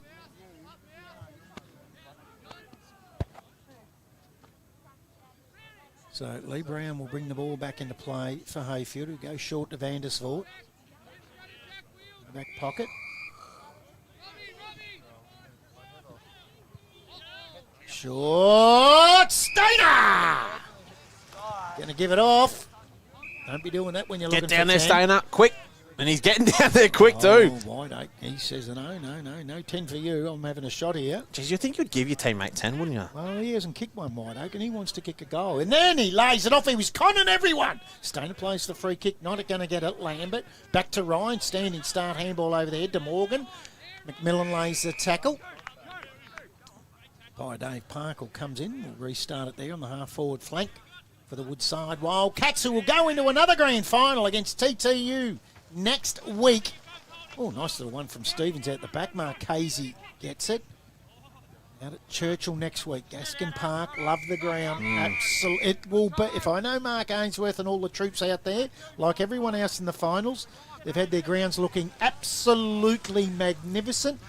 And I reckon we're in for a big, magnificent looking Gaskin Park next week. Good tap. Stevens gets it to the front. Josh Morgan can't take it. Wheeler lays the tackle. Yeah, Latrobe City look after that ground, so it'll be magnificent. All I can find on Google is Pac-Man. Kyan Jenkins, Pac-Man. Beep, beep, beep, beep, beep, beep, beep, beep. I can't recall playing Pac-Man on Roblox, Brad. I think you might be on Firefox there. If you go to Google, you might find it. It's good for the kids to play with. Brooks has his kick smothered, comes out to Lambert, has wide open if he wants him. He's going to go back to Stainer because he wants him shot. to get 10. Has a shot, a goal. Going to fall short. Gets to the front, McMillan. He's wrapped up by Fote. And we'll have a bounce down. As we're deep inside Woodside's goals. It's Marchese. It's the clearance. Just can't get it clean. Back to Marchese. Gets the clearance. Dinsdale. Just trots out of defence to Woodland. He just holds on to it and gets onto that left foot. And it's to Bennett. Hey, you've got to be impressed with the way. Look, they were at 2 goals, and after like half time, 3/4 time, they looked like they were in. Oh, well, they were in trouble, but I mean, they looked like they weren't going to kick much more than 3 or 4. They got 7, going for 8. Yeah, it's been a very flattering scoreboard for them now, I think. As Mitch Bennett gets another one there for the Kangaroos.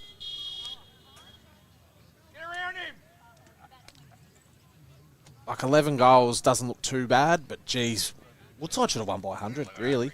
They've taken the foot off the pedal. Big time. Absolute big time. We expect that as well. 19-11, 125 Woodside. Hayfield 8-8, 56, 26 gone.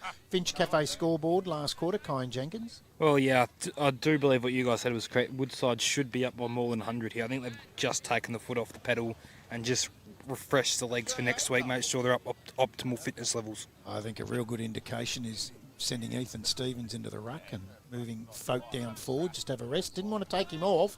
Moved him forward, and Ryan Folk just sits down there with Lee Brown talking about roadblocks. Roadblocks. Is that what it is? Roadblocks. Oh, it's something like that. Pac-Man's my game as Josh Morgan goes in. Side 50, bouncing ball out the back. Won't get to him. It does in the end. Oh, Stainer, he's elusive. Boy, is he elusive. Lays it off very unselfishly. And they'll get another shot at goal. This time will be Steve Lambert.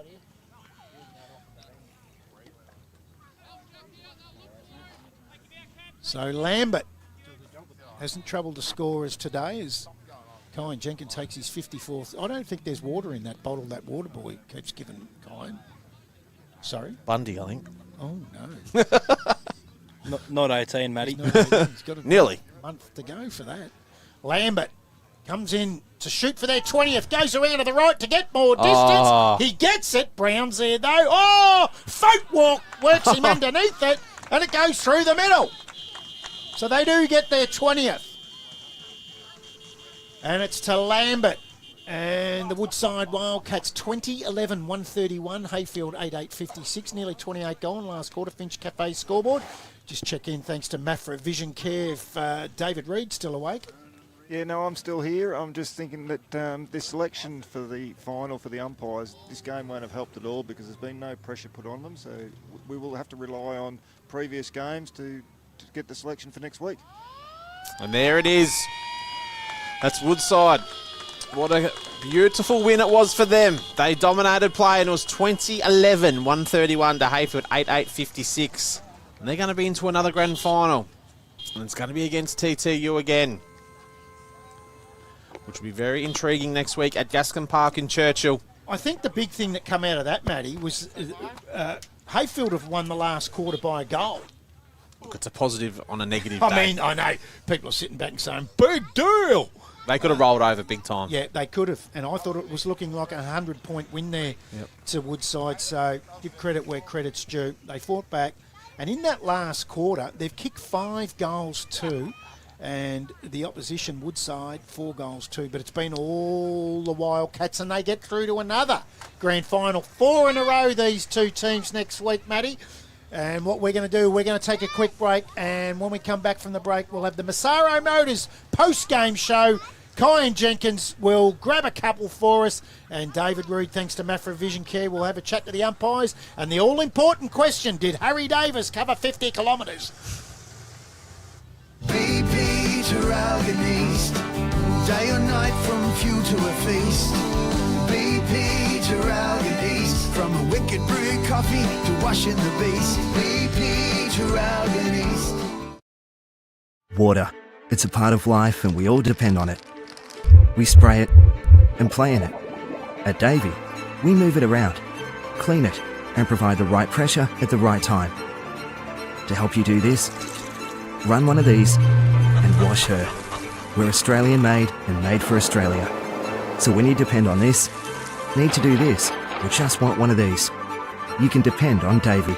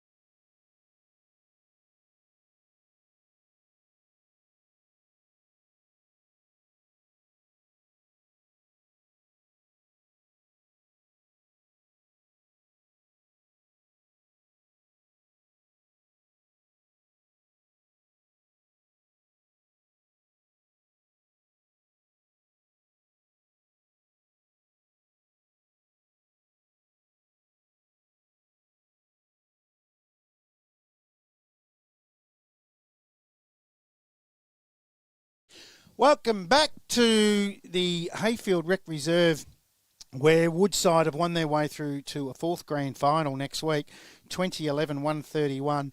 They win by 75 points in the end over Heyfield, 88-56. In Matty Mosley was what I would call just a clinical game. Yeah, very, very professional, mature, and probably a very flat preliminary final all around in the end, though. But well done to Woodside. Yeah, absolutely. Yeah, they were magnificent. We've got a couple coming in now, and it looks like it's Benny Johnson, the coach from Woodside, and we've also got Mickey Stockdale that is coming in as well. One's eating a sanger. One's eating a singer. It's usually... It's usually kind. Well, yeah, or it's usually beers that they've got. Or No, not today. Grand final now. grand final. Off the beers for a week. Oh, no, I take that back. We've got a beer coming in. I was going to ask the question. I'll just change So- over cans. Don't change anything, fellas. No, exactly right. Exactly right. So, just watch that lead on that stool, Matty.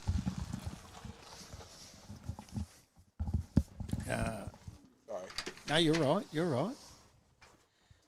So, in the end, a 75-point win to the Woodside Wildcats, and they find their way into a fourth grand final.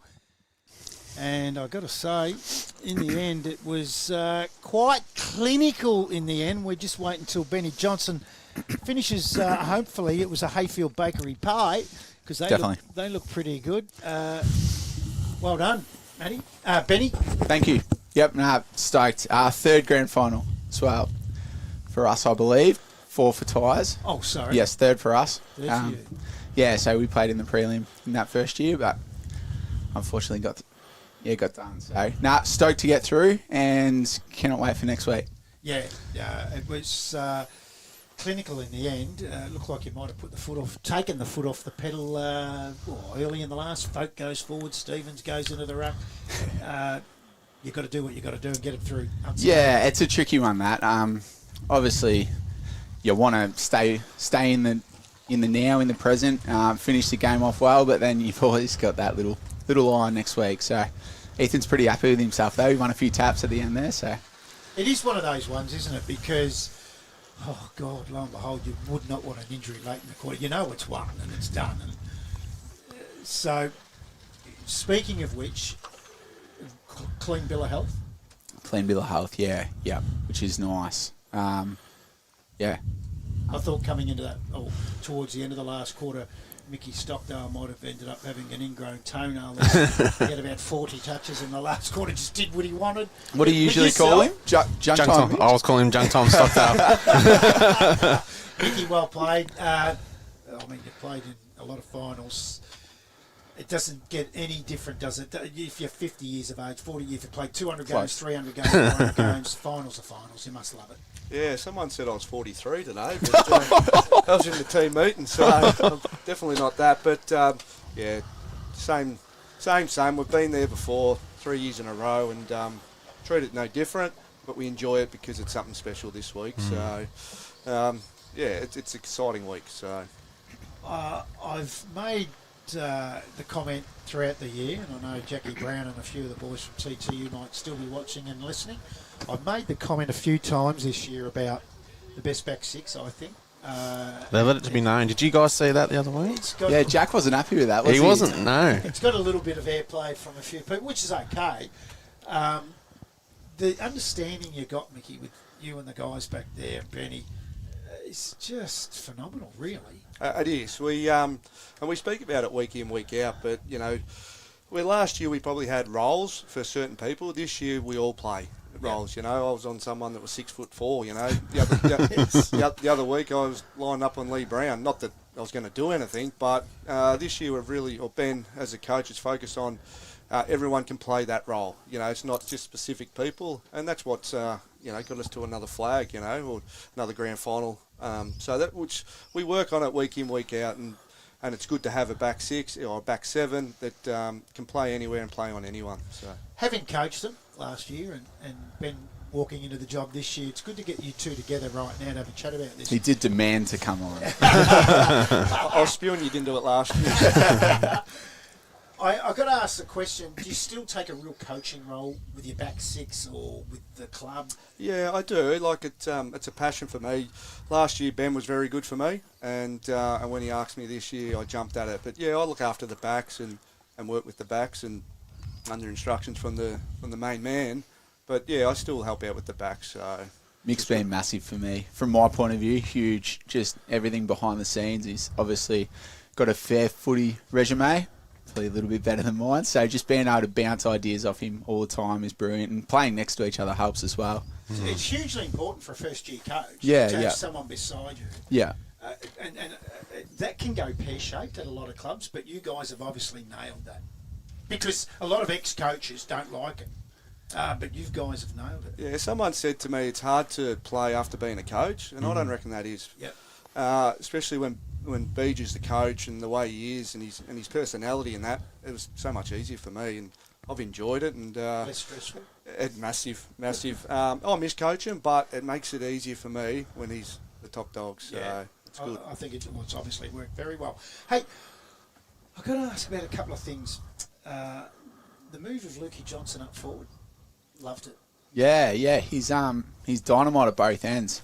It's just a good trick to have up our sleeve when we need a different look. We felt the game could be opened up that way halfway through the second quarter. I actually made the change at a terrible time, and I think they ended up kicking a goal. But just being able to have that up our sleeve is, it's very handy. Stainer, lazy nine. Yeah, it's not bad. Yeah. We'll hear about Mick it. probably gets the credit for Broads going permanent forward. Really? Yeah. Continually reminds me about that too. Don't know if Mick O'Sullivan's real keen on it. Like always, I'll always say they're a two-man punch. So if Broads kick the goals today, it might be Mossy next week. If Mossy kicks 9 next week, I'll be pretty happy. Yeah, that's it. The one, Adam Jansen again today. He is just coming on and on and on and getting better. He was super today. Yeah. From the very first bounce, Mick. Oh, he was. And last year, he was still young. And then this year, he's just growing legs, you know. And even his brother, Ashton. Ashton was young last year, but, them two off the half-back line, I'm glad I've got them beside me because they're brilliant. And in the future, they're going to be very good footballers. Yeah, we've sung the praises of Adam all year, and we did today of Ashton as well. As you say, we just think that... Not the best 19-year-old in the comp, though, I hear. Second, apparently, to McCulley. Yeah, that's been brought up at training. Ooh, I like He's a bit this. flat about that. It's not the back six of Jack Brown. It's these boys, the young blokes. Won't you soon be team of the year next week? I've got armour guard. Are we going to drop a 50 today, Ben? Jeremy Morgan. Wow, again, co-captain. Is this his best year that you've seen, you guys? You two are good judges on that. Yeah, he was unbelievable today. I thought he was our best player. He was How fantastic. fast is he? He's so quick. He's so explosive. He gives us a different look through there. He's grown every year. So I think I spoke to you the first time. Ryan played a lot of senior footy. Ryan Foat, when he coached, Jez was just coming through and sort of started the development. And then every single year from there, he's got better and better. Like last year, he was the best back in our side. Sorry, Mick. And then this year, he's gone into the midfield and just given us another element. And he's got another string to his bow. So we can play him on every line now. Although I think he's kicked 0 goals, 6 in the last 5 quarters. Cooper Ryan's second half. Very good. Yep. Once he works into a game, he's hard to stop, and his speed quick. just bursts out of stoppages. And when he's on the run, catch me if you can, he says. Was that your most complete, polished performance for the year? Because it's a prelim. It's not against the bottom side. It's against a good side. At home too. Yeah. At their ground. Yeah. I know it's hard. It's like picking your best kid. But Yeah. We love this ground, firstly. It's... I don't know. Even when we struggled, we seemed to play pretty well here, so we didn't look into the home ground advantage too much. But Heyfield are a really good side, so we had the utmost respect for them going in. We knew it was going to be a tough game, and the first quarter showed that. We just wanted to play Woodside footy and and build our game out, and we were able to do that for 2 quarters, and then what happened in the last. Did you notice the injury with Sheen? I was chatting to him all day, actually. He said he did it in the warm-up, the big fella. It's probably helped me, but he's still a big fella. He still kicks through. Yeah, it's hard to move, so he's probably not going to be on a hard lead, but he's very hard to move, so. 16 and fine next Saturday. Oh, you talk about this ground suiting you. I reckon Churchill does too. I mean, you've played there in finals, and you played there last year. I would discount last year because of the weather. This looks like it's going to be nice. Sort of a little bit like last week. It was a bit of a different game. It's both sides sort of struggled to really get their game going a little bit. I guess the weather limited that, but 16 and sunny, is it? Yeah, beautiful. Well, we know it's Gippsland. It could change. Yeah, for now. But right now, I mean. That all goes well for a really good game of footy too, and the people want to see that. There's no doubt. You guys would want that, I would imagine, on top of the ground and a good day for footy. Man. Yeah, 100%. We probably needed the weather to change last year, and we're lucky enough to win. This year, I think, if we can get a day like today, 16 and fine, that'll help us, and I think that's what we really want. Yeah. How many... Mick's a good one to ask this, I suppose. How many players win and retire next week? How many players lose and go on? Well, depends how many Beach retires. But in saying that, though, I'm 35. My brother's 37, and then the rest around 31 that are old. So I'd say maybe 1, maybe 2. You enjoy it, just keep going. Lee retired last year. Yeah, he did. While the team's playing good and the young ones are coming through, it does help us old fellas, you know. Yeah. They take the workload and, I don't know, maybe 1 or 2. You know, you always lose 1 or 2, but, I don't know, see what happens. Yeah, Benny, your under-18s had a fantastic win today. Reserves? Reserves, sorry. Yes. Reserves had a fantastic win. Yeah, super proud of them. I thought they were huge last week in a really tough game. Yep. And then today, albeit a little bit of a slow start, but once they got going, they were awesome. So do they come from 5th or 4th? Or 4th. Yeah. Yeah, 4th, yep. We might have a look at the mark of the day. Because we have 2. Was in the reserves, the first one. Oi, here we go. This was an absolute belter. One of your men too. Just up the road from us here. Have a look at this. Oi, it's a good grab. Who is that? Clyden Hanning. Yeah, great mark. Yeah. Now, he can jump at the footy for sure. And Adam, that was a good grab too. Yeah, in the first quarter. Adam Jansen, he was our... best 19-year-old. These blokes, I tell you, they're getting us every week. I thought he was 20 there. And the goal of the day, thanks to our great friends out at Hurricane Hire, was another one of your boys. I thought his second half was unbelievable around the corner. And that's a fair way out too. It's not like it's 20 metres. I just love those goals. And his second half was sensational. He'll be very happy with that. Before we go to our votes, who was your best player of the day? Jeremy Morgan was my best. Best 19-year-old, Adam Jansen. Give us your 3, 2, 1, Matty. I had Stainer and I had Jansen at 2 and I gave Cooper on 1. I thought his second half was brilliant. Oh, well, I'm walking out of here safe. I went Adam Jansen 3, Stainer 2 and Jeremy Morgan 1. I'm happy with that. All happy with all of them. Yeah, they're all good. So Adam Jansen gets the Crown Hotel Player of the Day. Hey, we might cross down to the boundary because I know, look at Kai when I say that. Yeah, eyes light up. Kai and Jenkins, and we had a new one today. David Reed on the boundary for Mafra Vision Care. Guys, any questions for the two fellas? No, I think you covered it. My interest was in the big ground. Woodside having the smallest ground in the league, and that's where they're used to training, but then they came out here and they covered the entire ground here, made Harry Davis pick up 16 Ks, and whether or not they'll do that again next week. Yeah, guys, with that ground out at your ground, the surface is incredible at the moment. It's just looking fantastic. Most of you guys at Woodside would have played your junior footy at Traralgon and on some bigger grounds anyway, so it's not as if it's new to you.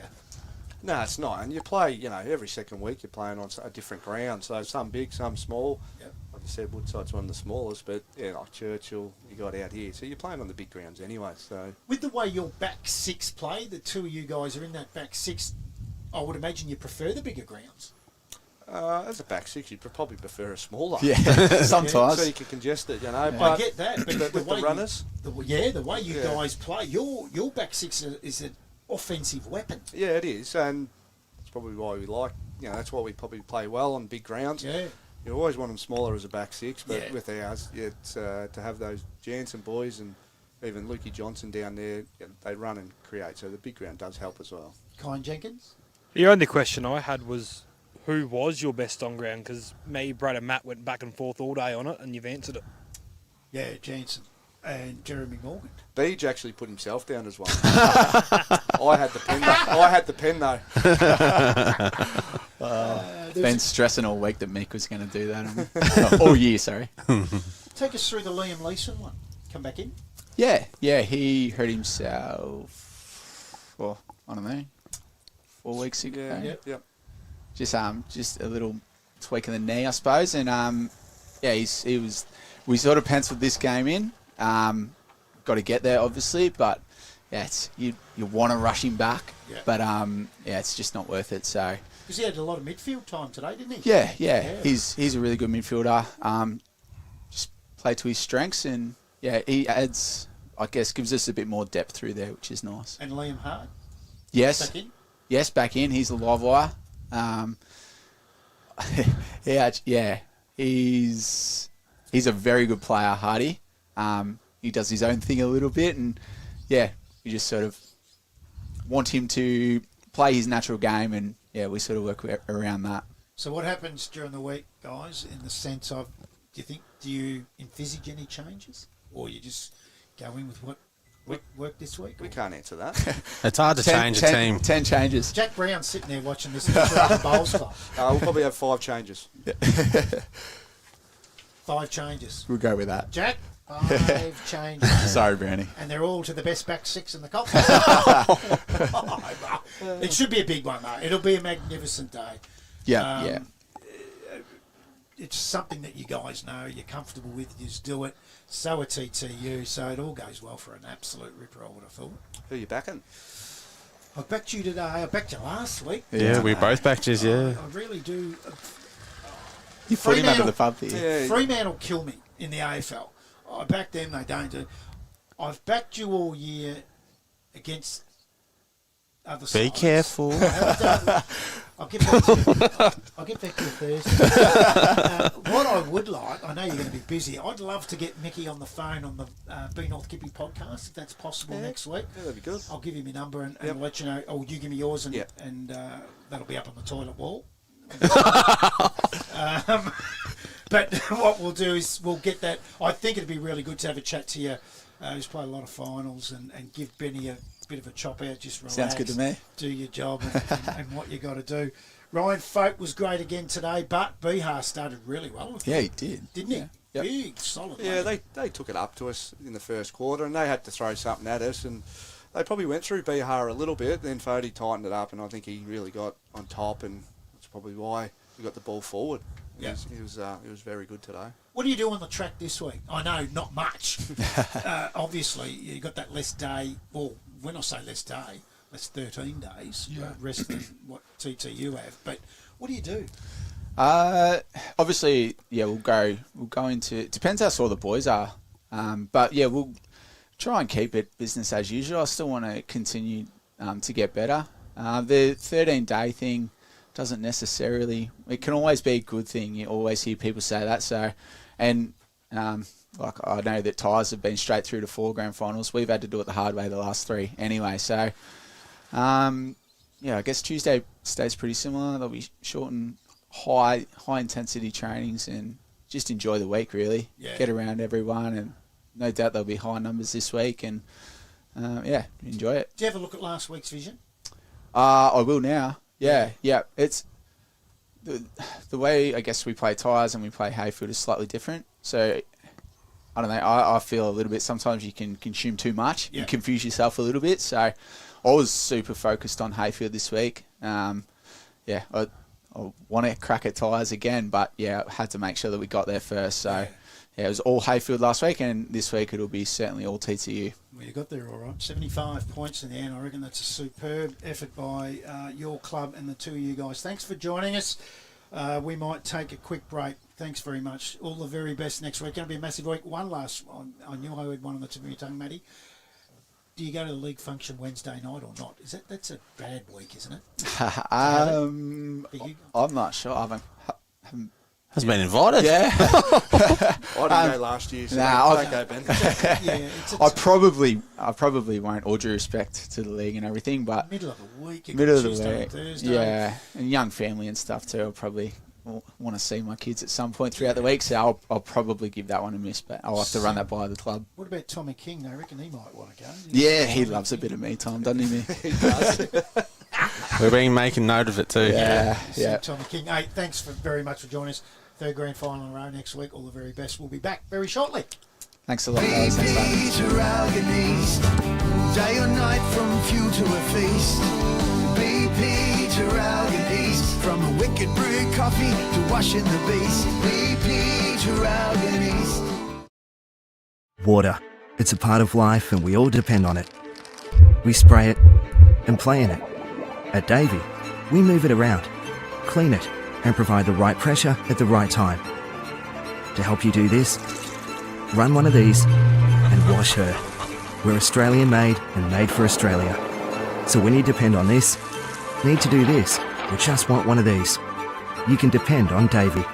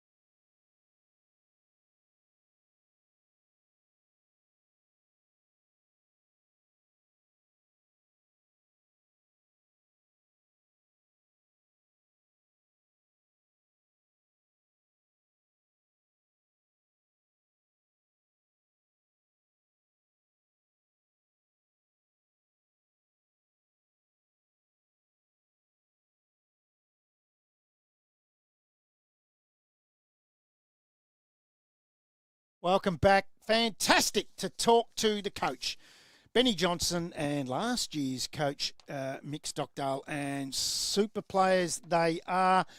Matty Mosley, in the end, they've run out by 75 points, looking forward to a big grand final next week. Yeah, they were very, very impressive. Two correct sides are in. Yes, I think so. I think they're a cut above the others. So, yeah, Woodside TTU should be great. It'd be very hard to disagree with that. They put the acid on me, boys, and wanted a tip, so I'm going to do the same to you. I like to handball that. Give us a tip for next week's grand final. Anytime you like. TTU is my initial prediction, but I'd have to see Friday night rolls round what the teams are. Okay, so right now you'll say TTU? Yep. David Reid?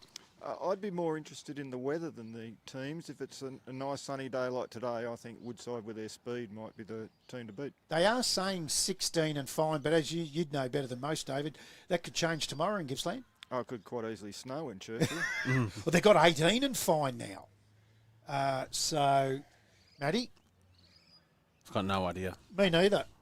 And that's where I'm going to go with it now anyway. I'm not giving it a now. lot can happen in a week, and if I say it now, Jack Brown will be filthy with me, and so would Johnson. So you know what though, I know we're in for a really good grand. Be a good final. game. I know we've got the right sides, and that's all that counts. Hey, Thanks to everyone for today. David Reid, thank you very much for stepping in for Lockie Floyd. Did a fantastic job. Thanks to Mafra Vision Care. Thank you very much. Yeah, thanks for having me, guys. It was fantastic. Kyle Jenkins, I got his name right in the end on the boundary. You did a magnificent job again, young fella.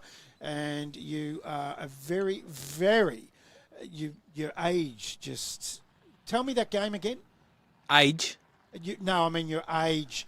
You would think you're 25, 26 and That's play. that mo on. It's the mushtaka.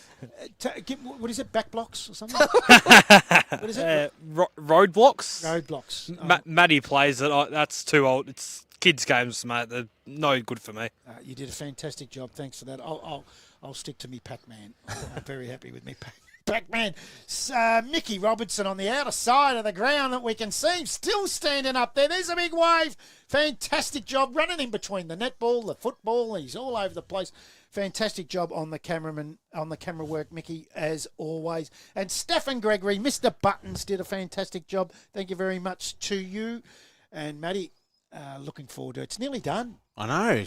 What are we going to do? Tomorrow, the vote count. Yep. Out at Traralgon East, West, South, North, West. Traralgon. Make sure you tune in from 1 o'clock out there in Traralgon. We'll have all the vote count. And quickly, Matty, your tip for the medal. Jeez, you've really put me under the pump. Mickey Driscoll from Rosedale. Yeah, it's a good one. I'll go with that one too. He's had a great year. Yeah, he's had a great year. Thanks for joining us. Thanks for you, all the people tuning in today. It was a fantastic day, and it was Woodside getting to their third grand final in a row by 75 points after a very gallant, in the end, Heyfield. BP to Traralgon East, day or night from fuel to a feast. BP to Traralgon East, from a wicked brew coffee to washing the beast. BP to Traralgon East. Water. It's a part of life and we all depend on it. We spray it and play in it. At Davey, we move it around, clean it, and provide the right pressure at the right time. To help you do this, run one of these and wash her. We're Australian made and made for Australia. So when you depend on this, need to do this, or just want one of these, you can depend on Davey.